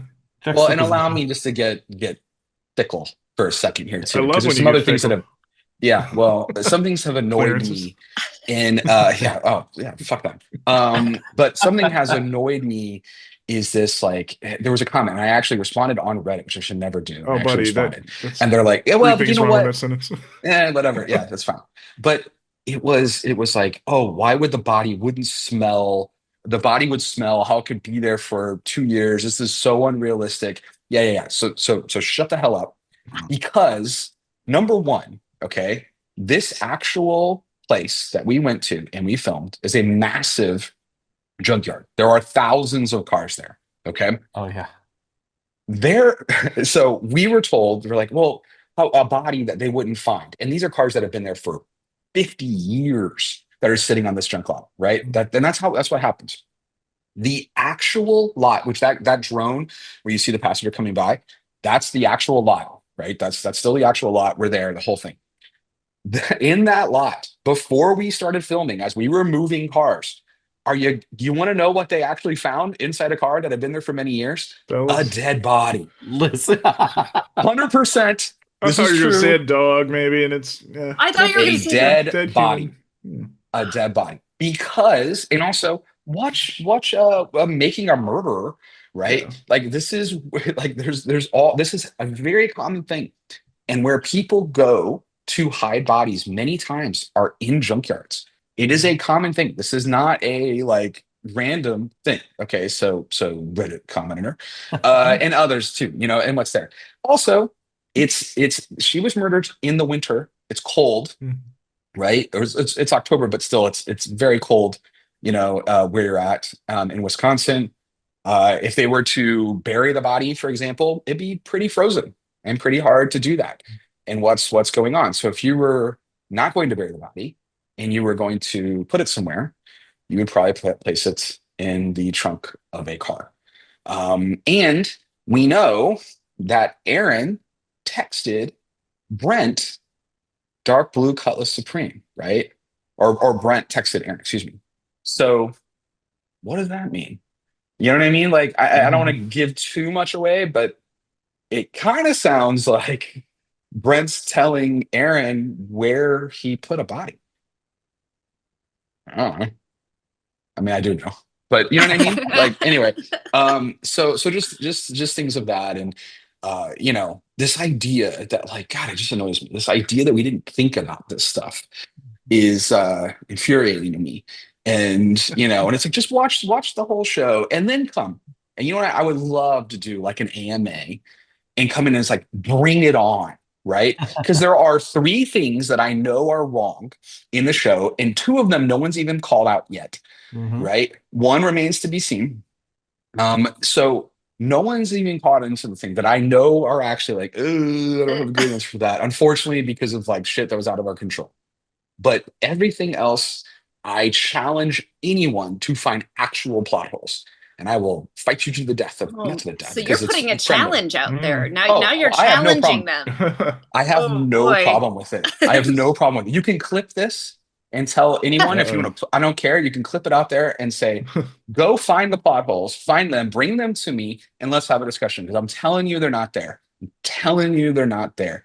And I welcome that. I take a lot of pride in it. I'm very OCD. And Luke knows, like, there'd be times where I'm like, I'm sorry, guys. And everybody else thinks it's good. And I'm like, I'm sorry, I can't do it. It's not tracking for me. There's a logical thing that is not locking in my head right now. And I cannot let it go. It will drive me nuts. Will you be able to talk about all 3 of those points on the wrap-up show once the season is out there? Hell no. Oh. Okay, because they might lead into some other... No way. Well, no, you said one has been found by some folks, or it has been asked by some folks. So maybe one was mentioned in a roundabout way by someone. I won't say who. That was it me? Was there. Was it me? It could have been. It could have been. It could have been. You're in the zeitgeist of all this. But no. So real quick, what I will say, because this is a long episode, it's so much. Thanks for everybody who's taking the time to go through all this, for those that care enough. But it's very dense. There's a lot of things going on. But I will say, I will never say what those things are, because we still have seasons, hopefully. That's what I was saying. You can still and one of my favorite things is the end of Paranormal Activity 1, when there's a thing where there's that picture that's in the attic in Paranormal Activity 1. And it's like, I'm like, everything in this movie makes sense except for this. This makes no sense. Then that picture in the attic becomes the entire plot of Paranormal Activity 2, and it explains it brilliantly.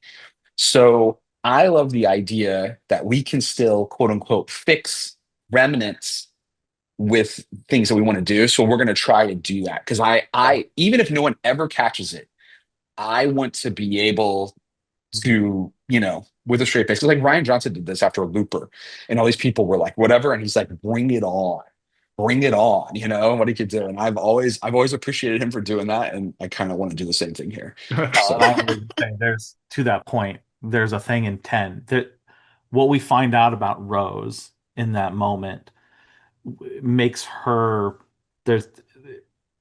I'm trying to think of the right way to say this without giving away, but it sort of answers that question as well. It's something we can't say yet, but you will see something with her that also explains things a little bit. So the only thing I had was that I was a little more confused about Aaron as this episode ended, because his evilness was on full display here in a couple ways. And like, I kept thinking he was nothing but a patsy, but he straight up like is the one responsible for grabbing Rose, what seemed like slamming her head into the window because the window shattered and stuff like that, and like dragging her into the car and doing the bidding for somebody. So yeah, I don't know how much more that's going to get explored, but I'm looking forward to more dots connecting. There is something fun about, and I won't say anything, but just Aaron saying, "I didn't kill you" in episode 4, and we just sort of accept that. and I don't know that it's more complicated than that. Let's just put it that way.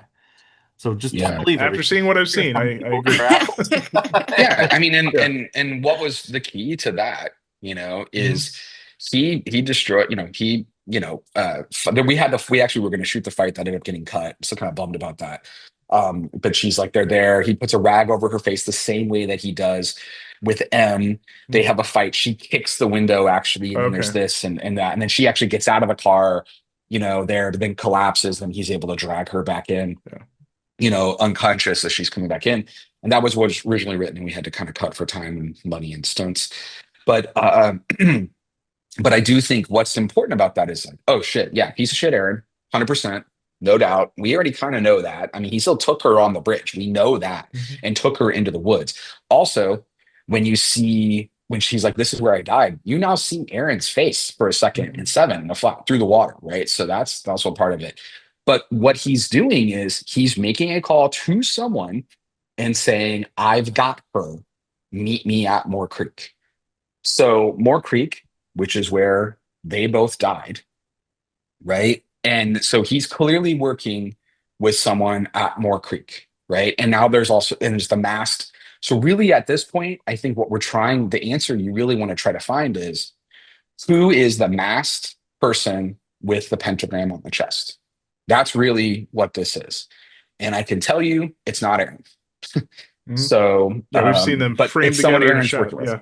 Yeah, exactly. My only question before we wrap up here was, Ibrahim does not show back up with them or be seen in this episode. Was there a draft where you do have him come back around, or was he just sort of dismissed and like, we got this, we got her, they're safe? Are we going to understand that in episode 9?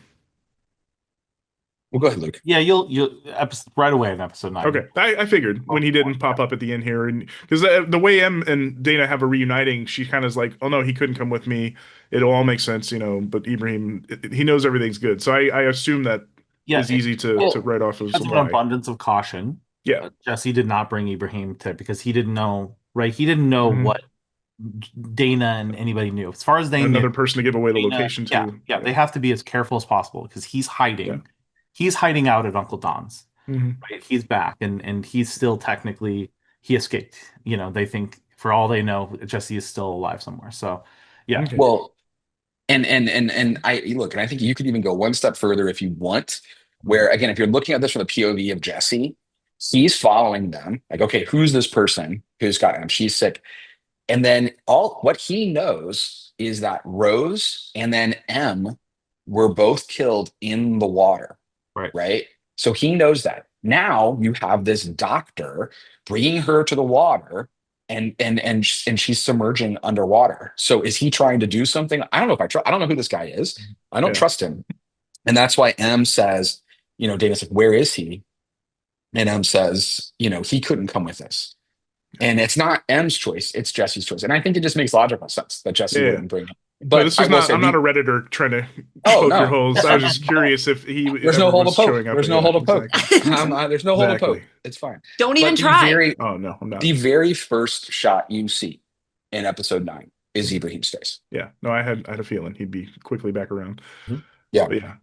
No, again, based on everything you guys said at the top of just the versions this went through, I understand the killing your darlings and having to get rid of some of the flashback stuff, but I do believe you guys, in very economical ways, got the point across of so much stuff. And again, Dana understanding Jesse from Jump Street and always being correct about it, that still came through. I love the extra little layers with Blaine. Do we call him an incel at this point, or? Sure. Yeah. Seemed like it after that. Like he got real snappy when she was like, "Oh, you're messing around with a young lady, writing love letters." But no, it'll be interesting to see more follow up on that, and with Blaine in general now that he has lost his quote unquote angel. So yeah. Also, my brother texted me while this was going on, and I just said, Damon, I would say hi. So I'm saying hi to you, Damon, when you listen to the podcast, because he does listen. Yeah. Yes, I'm about to go see him, and love my brother. So yes. Love you too, Damon. Thank you for checking on the show too. Both shows. This and the real show. He does. He likes it. That's like, normally, I mean, my first movie that I made, Damon just torrented. And I'm like, can you at least rent my movie? And he's like, oh, I'm watching it. And I'm like, you torrented my movie. And Yeah. now he's watching every episode. They're even renting early if they don't have sci-fi. They're renting early and paying to rent. Yeah. Like him and his girlfriend, Jules. Thank you, Julie, as well. I just think it's really cool. And I appreciate them watching. So Yeah, we appreciate everybody who stuck through this one. Again, it's funny the ones that end up longer are just like, again, this was so much stuff, to Luke's point, 42 minutes of just a lot of information, a lot of amazing stuff, a lot of dot connecting. And anybody who says you guys aren't answering stuff, I just feel like these last two have given them so much that they should go back to Reddit and cry more. that's what I'm saying. There are so many answers that we've get, Yeah. and I will. There's some really great people who review. The Nerds That Geek review every week. Telltale Mhm. TV reviews every week. There's another site I can't remember. There's Yeah. which TV Fanatic. Yeah, TV Fanatic. Wonderful, amazing. So and they're really amazing writers. Mhm. Like And they it's get new it. for They me. get That the TV show. stuff. They totally get it, and they're saying like, hey, we're giving all these answers. I mean, the episode 7 is called Too Many Secrets, which by the way, Shawn, is a sneakers reference. Which was the Makes Scrabble sense. boards that say Too Many Secrets. Yep. And it was Oh yeah, I didn't even think So- about that, but yeah. yeah, it's always the thing I always remembered, But I also thought, and it is about the secrets in here, but I'm like, okay, we have to start answering. Like some of these secrets need to come to the light of day. Yeah. So that's part of what is happening here in 7 and 8 and more. I mean, 10 is the real lots of stuff. But yeah, and 9 too. 9 too has some stuff. 10 should have been called Too Many Answers, probably. Oh, Hey, that sounds like my favorite episode. Yeah. well, Liz will get to sit and listen to your answers on that one. But before then, we'll do episode 9 next. But yeah, looking forward to it. Again, bravo on this one. This was a fantastic episode. I was very happy with everything that happened and how it ended up here. Thank you. So, Yeah, yes. 6 and 8. We're gonna. I don't know if we ever are so ambitious to submit for like an award. It would be with these 2 episodes. Is the ones I would probably want to push. Yeah. For sure. So we'll see. No, we thank you, gentlemen, both for the time as always. We will let you go and be back next week to talk episode 9 with you. All Yeah, right. Mother of Babylon. Yeah. Great Odin's Yeah. Raven. Oh wait, I thought you were just naming a. Are we No, naming that's the name of the birds? episode. I know. I'm kidding. I know the name of the episode. Little All right. Lolas? I said, are we Naming- naming birds? Oh, Oh, No. great. Okay, Odin's I Raven. didn't know. I wasn't sure. I heard Raven. Oh shoot, I Yeah. did. Threw another bird reference in. Mother of Babylon would be a pretty badass bird if there was one. Ooh. Right? yeah. Yeah. Gary Bird Sound of right something. there. Yeah. But thanks everyone. Appreciate it. Take care, guys. Thanks. Thank you again to the gents for the discussion on episode 8. We're now moving to a chat with a pair who stole our hearts in their own ways in said episode. First up, she's an actor, a writer, a filmmaker who you may know from series and films including Netflix's The Recruit and The Umbrella Academy and The Voyeurs on Amazon Prime. But if you're listening to us now, you certainly know her as reporter May Tao on Revival. Please welcome Katharine King-So. Welcome, Katharine. Hello. Nice to have you here. We are also joined by an actor who started his career as a dancer, touring and performing across North America with several indigenous and non-indigenous dance companies. You may have seen him in the film Through the Black Spruce or the series Digstown, both of which garnered him Canadian Screen Award acting nominations. But again, if you're tuning in here, you will know him as Jesse Blackdeer, aka the Masked Man, aka the Burn Man on Revival. He is Brandon Oakes. Brandon, thank you also for joining us here. Hey, what's up? Thanks for having me, man. Yes, happy to have you both here. And what was a very emotional episode. We got in deep with Aaron and Luke about the full recap here. But before we jump into Revival and the episode specific, we do like to kind of go back to the early days before jumping in. We ask guests usually, was acting always the path for you? Did you have dreams of being something else before acting found you? I know mentioning your bio about dancing, Brandon, we'll start with you. But when did you kind of make that pivot, or when did you know acting was for you? For me, it was just one random day. I was having lunch with a friend, and a director, an artist named Ken Monkman was making a film, and he was like, "Would you want to be in my film?" And I was like, "Sure." And then I was lucky to work with Tantu Cardinal and Jen Podemsky at the time, and yeah, got bit. That was the bug, and I was then pursued acting after that because I was essentially I was doing dance theater, which is Right. essentially the same without words. But yeah, it was a fun transition. Yeah. He said yes. That's it. Catherine, do you have a similar backstory? Was acting always it's not the path? quite as a straight shot. But also, if you've seen Brandon in person, he has the most like amazing stature and presence. So it kind of makes sense that you were just approached and someone was like, let's get you a film. Yeah, to the point where it's like, how did they find stunt doubles even? But they found a great one. I can't remember his name. Yeah, nailed the body shape. Perfect. Yeah, it was like it was truly amazing. Yeah, it wasn't as much of a just yes and then forevermore. I think when I was a kid, I really was constantly dressing up, and that's what I really wanted to do. And then I think I was very hard on myself. And I remember being 17 and thinking, like, if I haven't made it by now, it's too late.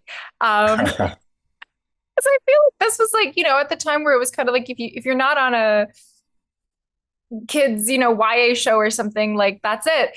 And so I ended up doing my my backup, which was to go to film school. So it wasn't terribly far from the original thing. But I think just like having been in other positions and like learning about the industry, I was able to kind of come back to acting with more of like a full perspective and taking things less personally and, being able to do it as a job. And yeah, just rediscovering it after taking like a few years off for school and stuff really gave me like a better perspective. And now it's like the most fun thing ever instead of something that, you're just constantly in your head about. So yeah. And I also think just understanding like the whole industry and being able to write and see where you fit in as a very, small piece. I mean, especially in this show, like truly of this incredibly huge puzzle that is, really vast and we're constantly trying to piece together. I think it's good to have that perspective for sure. So, speaking of this show, you both got to do some heavy lifting in episode 8. Katharine, did you know that you were going to be such an important part of the story, or did you think, oh, I'm playing some reporter on some TV show, I guess? That there was going to be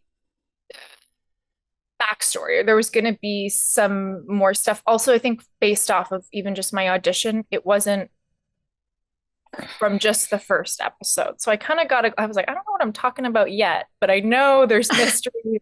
I know there's like other pieces.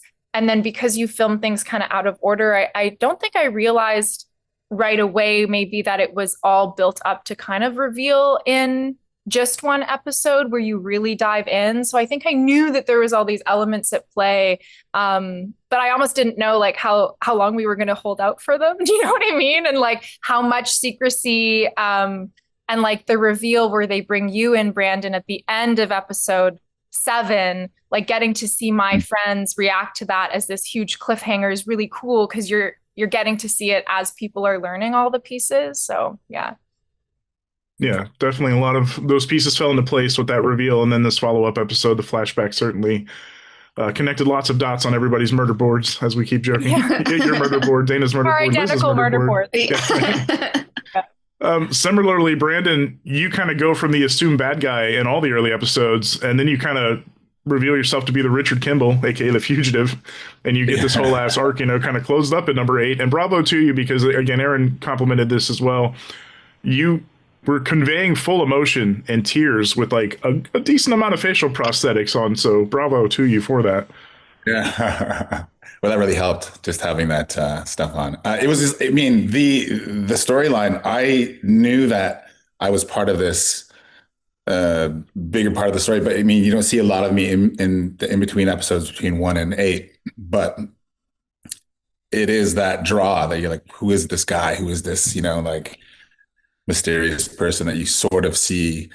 But yeah, I talked to Luke and to Aaron and just hearing where it stood and his how much conviction he had when he was telling me about Jesse, and filling Jesse's shoes was like yeah, he seemed like a big guy, or sort of like I fell right into him. And yes, finding a double was amazing. How the guy that you see burning, I was like, I could have done that, and I was like, yeah, cover that. You could have, but he also did it. Yeah. I agree. Yeah. Sorry, this is not on our sheet, but this is kind of a lame question, but I just want to know, how long did it take to put on all that? The Full fake body face. was like about 5 hours, I think, around 4.5, 5 hours. But just for the upper cowl and hands, like 3.5. And he got quicker every time he, got doing it. So each session got a little bit shorter. That's so much sitting. Baxter, props to him. He's an amazing guy, amazing artist. And yeah, he made it easy to be in that chair. Yeah. Well, it looked great. You looked messed up. Yeah. It was amazing. Amazing. Yeah. That this show has to horror in general, because so many things were done practically. Like, so it was cool to be on set and you get to see someone being set on fire. You get to be next to someone who is fully in the prosthetics and like react to that, instead of kind of, often we're like, oh, let's just imagine this ball is something else. So I think that was like really fun to play around with. Katharine, so I'm jumping to episode 1, I guess. Was it hard doing that first scene with Randy at the morgue, like, because that guy is so ridiculous?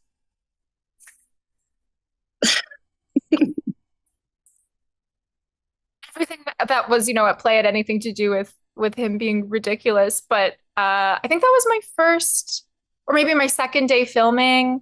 And it was like a night shoot, and it was more just like the logistics of, okay, someone's getting set on fire. Here's all the, practical rules around that. And this is getting wheeled in here. And then we have, an extra who's coming to sit up as the bot. Like, it was more of just like all of the logistics that you're kind of rolling with the punches. But yeah, it was fun. We got to meet the day before Graham, like when we were being transported, I think, from the airport, and he gave me like copies of the original books to kind of just like have on hand and reference and stuff. And yeah, but it was fun.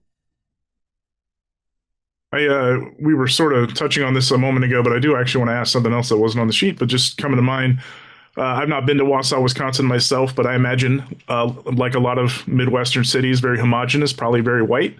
How important was it for both of you to not just be representation, but just, and I don't even want to say check boxes like in a pejorative way, but like the fact that you're both playing people of color, queer people of color, was that a big factor? And was that something you knew, Katharine, early on in the script, that you and Rose were romantically entangled, or is that something that was revealed to you later?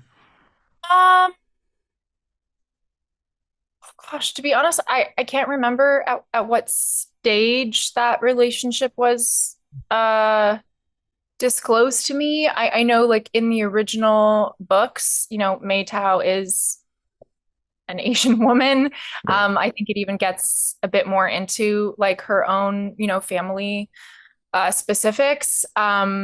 So I knew that they were trying to cast, authentically in that sense. I am pretty like out in terms of my career, and I've done a lot of projects where I play, queer characters. So it's something that like is just really embraced in my work. So I imagine, we have a lot of creative geniuses making the big decisions on this show. I feel like that felt very intentional, to cast someone who also had that like authentic lived experience. But I definitely feel, I mean, there's often a heaviness, I think, associated with having to be a form of representation, whether or not, you intend to. And I'm sure for you, Brandon, like just like the subject matter of this episode is built up on a lot of history, and is also something that like you're often asked to do, whether or not you realize when you're like first cast in a role. But I don't know if you want to speak more to that as well. Yeah. Well, there's like such a like a common relationship between non-native towns and towns that are like that are next to each other, reservations and towns. They're all over North America, and there's always a strained relationship where there's always some sort of kind relationship hidden away. Like it's interesting, the relationships that you find in each town. Usually there's a lot of racism, and it's not spoken about. It's spoken about. It's the issues that come up, like missing and murdered, was very important. I really like how they tackled that, but they also showed the friendship and the camaraderie that existed before all this happened. Yeah, I thought it was great how they handled and introduced like just easily these characters who are considered diverse, but they showed the natural relationships that you'd have in a white town next to a reservation. Yeah, no, I think they mentioned handling it with care, even having particular, like a consultant, Native American consultant, to kind of double check that they were not going, out of bounds in any way. Because again, we're only a couple generations removed from people like me playing people like you, in movies for a century almost, and Yeah. it's very good to now, again, even with in Catherine's case too, having actual representation across the board when possible, of course. But yeah, very very good. Do you either of you have like a favorite moment that you shot in this episode or in this block, maybe even, or maybe also the hardest moment to shoot because you guys had to do a little bit of, like I said, emotional heavy lifting? If they happen to be the same, that's okay too. But whoever wants to go first, who has an answer, maybe top of mind. I have a lot. I have a bunch. Like I was working with Leon Robinson was really great. Worked with May. The scene we shot out by the truck, where we're having a conversation about your relationship. I really liked that. I thought that was really sweet. Even though there's a lot of tension built in the story, there's a connection between you and I, which was easy to feel that night we shot it. I remember it clearly. And what was the other? There was another scene. Oh, Stephen Ogg. When I go to like, I think I'm gonna kill him. Oh, I love that guy. What a fun actor. But that's as far as I got with him, was like about to kill him, and then we didn't. Oh yeah, you had Liz worried with that knife. She was. I know. Out. I was like, no, don't. I don't want to see it. I don't know if I have just one, like kind of like you, Brandon. Yeah. I like it was a really lovely, kind of little family because we shot a bunch out, sort of around that trailer. I think like our characters, I mean, when we were just, by the fire was like a moment that I really remember feeling like a deep sense of camaraderie between, the actors. And then, just squeezing into that trailer with two of the tallest men I think I've had the pleasure of working with. And also shout out to, Uncle Don, who's played by Ray Thunderchild, who was just like such a incredible like honor to get to hang out with and work with. And he brought a lot of, his history and knowledge. And he gave me a private like concert on the way back from set one night, just like me and the driver. And he's like, I'd really like to, play my drum. It really like centers me. And so we got, 40 minutes of just like, him and sharing a lot of his experiences. And I think that was another thing that was cool. Like you're talking about representation, is like talking to Ray and Glenn also, who's on the show.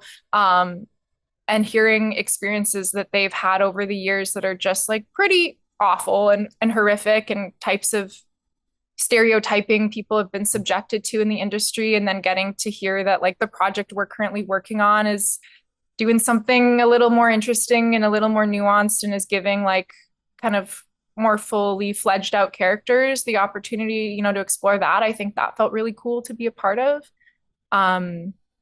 You don't always get that. Sometimes it's a paycheck, sometimes it's really interesting work. And so, it felt like really, really cool to connect with a lot of people on that set.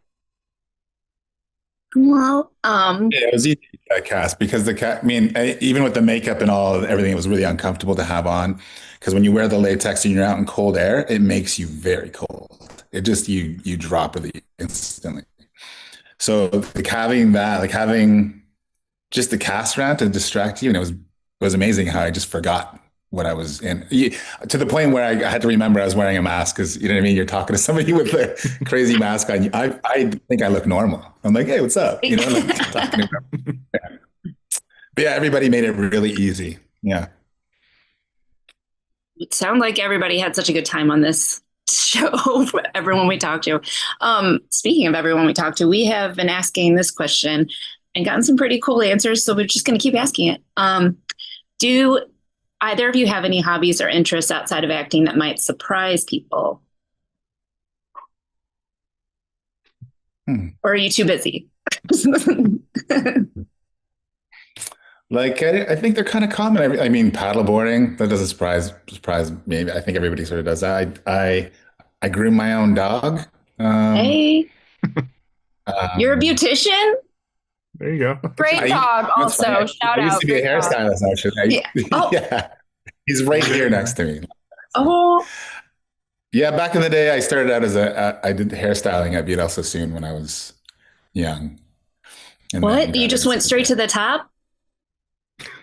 I was like, yeah, isn't that funny? Yeah. Yeah. Then I was like, no, this isn't for me.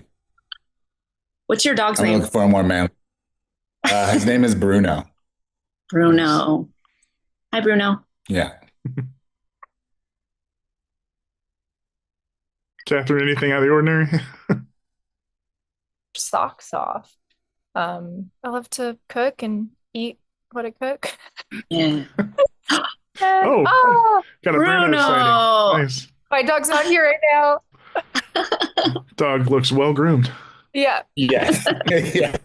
Just got groomed. I just hit him. Nice.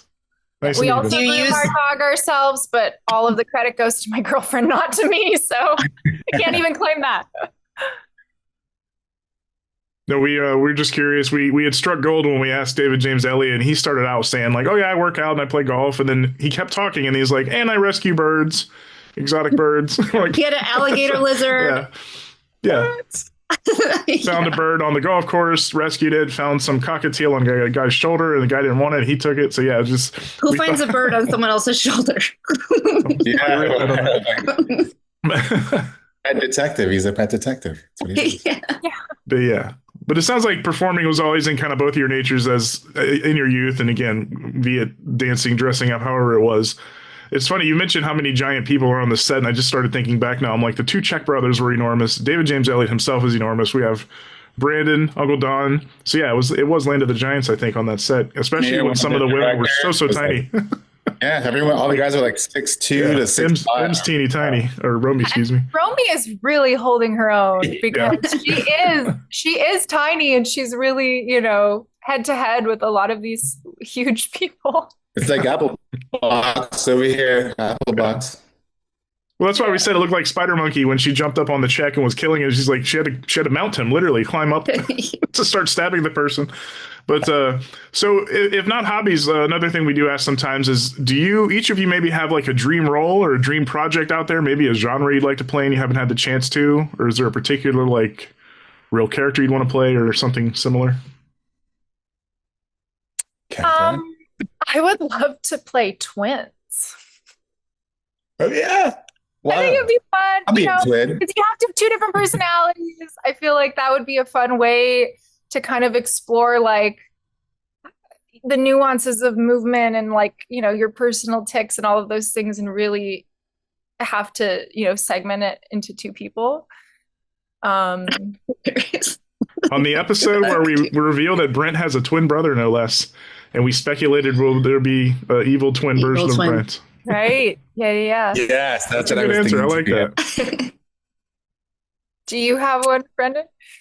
Yeah, I guess so. I mean, I'm sort of working on something because if you want it, you should make it. So I'm kind of working on something right now.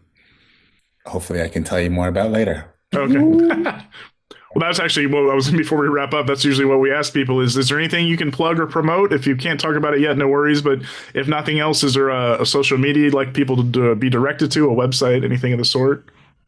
Well, for me, it's just stories. Like, I think I want to bring more stories of contemporary us, not necessarily maybe like right contemporary now, but like from the 60s through now, like just sort of stories that people that are kind of like, for us, like even when we hear newer stuff that's coming out, those are old stories for us a lot of the times, but they're new for everyone else. So I have these stories that I've been hearing growing up and I want to kind of bring something so I can show everybody. And that's what I'm working on. Yeah. It's a clue. That's a clue. Yeah. I have a queer rom-com film coming out. I don't know if they've released a date yet, but I think early fall with the CW channel. It's called Ordinary Girl in a Tiara. And I am the ordinary girl that earns her tiara. Okay. So there's some fun stuff in there. And yeah, I feel like that's all I can kind of like talk about at this point, but also working on my own projects and yeah. Yeah, I get to go back. I was shooting this series. I was shooting another series called The Trades, which I get to go back for season 3 this year, which is exciting. Rack up another one of those CSA nominations, it sounds like. But no, we look forward to seeing you both in much more things. And again, bravo for both your parts with episode 8 of Revival, which again, if you saw any of the social media reaction, lots of tears, lots of crying in this episode. You guys definitely made an effect on the audience in this one. A lot of beautiful moments between both of you with Rose and even together, in this episode. So fantastic. We were so grateful to have you take the time here to talk to us about it and a little bit of your backgrounds as well. So again, thank you so much, both of you, Katharine and Brandon, for taking the time. And we will look forward to seeing what you do next. Thank you. All right. Thank you.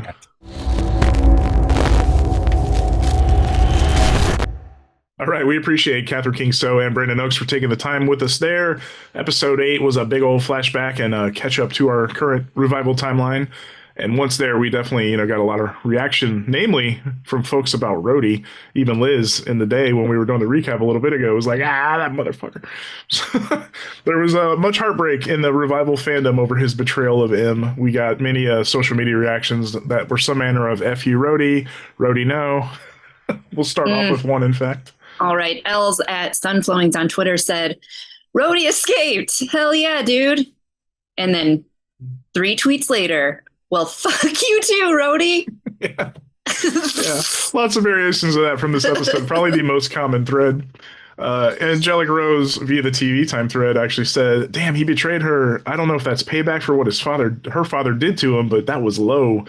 And she continued in a separate post. He should have killed him and given us all peace, referring to Brandon and Blaine. And then I was heartbroken when he found his daughter. Sad face emojis. Sad face emoji. It's just Jade via TV Time said, I love a flashback episode when it's done right. And OMG, this was so damn good. I love that we got so many answers and even more questions and how it tied back to the present. Gosh, I wasn't expecting to cry that much. Also, we trusted you, Rhodey. WTF. Yeah. We all did, Rhodey. At Dana Cypress on X said, all men except Uncle Don, Jesse, and Ibrahim are absolutely canceled. And Wayne is on thin ice. That's true. They're about the only 3 that haven't done some bullshit, right? Yeah. I mean, per capita, that comes out to about right. The math works. Yeah, JV Jameis on Twitter said, wait, did Brent just say he has a twin brother? WTF? Are there twin shenanigans going on here? Is there an evil Brent and a not evil Brent? That's what I said. Hashtag Revival. We have named him Brant with a D, by the way. So yes, the answer is yes. He exists in our fandom. Yes, he's we have headcanoned this whole thing now. There's an evil Brant running around. Ear flaps down. It's I was going to say, I couldn't remember what you said. I think I said ear flaps up. It's Brent. Ear flaps down. At Stay Tuned 3 on Twitter said, wait, is more creek, like the river Styx, but in reverse. Hashtag Revival. That's interesting. Okay. I like that. Speaking of theories, KNYX or KNX on the TV Time thread said, I'm kind of lost again. Who's Brent's twin? Is it Aaron? I have no idea. That'd be something. I feel like that's something I would tweet. Are they trafficking women, or is Aaron just being a serial killer with someone else? It seems to me the experiments with the angel began long before, and the deceased have something to do with it. Perhaps someone has another creature hidden. Also, is Tyler a reviver? I will say that's a question that has been asked a few times throughout the show based on his behavior, and we will see. But hold on, is Aaron his twin? No. I think he can be. Okay. Twins typically would look a lot alike, and I want to see. I know twins Mark that don't Little look playing. like. I know, but I want to see Mark Little play. Okay, I mean, I like want a to see that slightly too. different facial haired version of Brent, like that you don't notice at first. Wait, We'll maybe Katharine could do it. That's right. She really wants to play a twin. She didn't say both. You're right. It could be. I do want to say too, like I did see a lot of people, complaining about M's decision to go meet Rhodey. We know he's being suspicious by what we're watching, and she does sense something's off. But again, he has not betrayed her trust to date, and she had no real reason beyond vibes to not trust him. So, people always say they can't stand when characters do these dumb things in movies and TV, but like that is what people do. And especially to people who they're smitten with or in love with, they're going to kind of believe them. And again, he had not yet given her a reason to distrust him. So that's the end of my rant. So I've seen a lot of people being like, "Em, you stupid mother." Like, I mean, yes, people do that. yeah. Human nature. And again, he had not given her a reason to date. In fact, he'd done so the polar opposite that she would be willing to go meet him, as dangerous of a move as that was. And I'm sure we'll get the fallout from that next week, when we'll also see Ibrahim and others, General Kale, the military in town. Lots going on still to be talked about, resolved. And we're already at the penultimate episode next week. It's crazy to think we're already at episode 9. So I'm looking forward to seeing how it unfolds. As we talked about earlier in the recap, like Liz and I do not jump ahead. We actually do watch this show week to week. So we're a couple days ahead of everybody, but that's it. We do not skip forward, and we do not know anything more than the folks, though, once these episodes air. So, You know what that I did do last night, though? I rewatched episode 1. ooh, just to see some tie-ins. Yes, and they are correct. I am stupid. I missed so many things. Yeah. But again, it's things that their point was, these are not innocuous scenes. So on rewatch, you might be rewarded because, yes, they might seem something not to be remembered, but then later on, thanks to the previously ons and the flashbacks and whatnot, you'll go, oh, that's why that was that. Yeah. That's why the A's character was acting out of sorts. And it really is like, it's weird how it gets past you the first time. And then the second time, you feel very intelligent, very smart. Well, yeah. Good job, Aaron and Luke, for making Liz know, like, oh, no, it was all there. It was all there. So far, Aaron's challenge remains unchallenged. He's like, you're not going to find my plot holes. Are you going to post that? I think you should cut it into just its own thing. And like a headline. Aaron wins again. Speaking of he and Luke, your revival creators, showrunners, and EPs, thank them again for joining us for the insights on 108, answering many questions, connecting many dots, as we've said. Thank you, Liz, again, as always, for helping me steer the ship and for your questions. And you're too hard on yourself. It's I'm sure if I went back and watched the pilot again, I'd be like, oh, that was what that was. Okay. You should, actually. You should. It makes sense. And yes, thank you again to Katharine Kingso and Brandon Oakes for taking the time with us. And for you listeners, if you're still here, thank you for tuning in. We'll do this once more, twice more, 3 times more. We might have a wrap-up episode. But we will discuss episode 9, Mother of Babylon, next go-around. For Aaron, for Luke, for Liz, I'm Sean Talley, someone who will get to the bottom of this Brent with a D Gunderson nonsense. Salem, we'll see you back here soon. Bye. Shithead. Keep trying that till it's not funny. It's always funny. I'm never expecting it.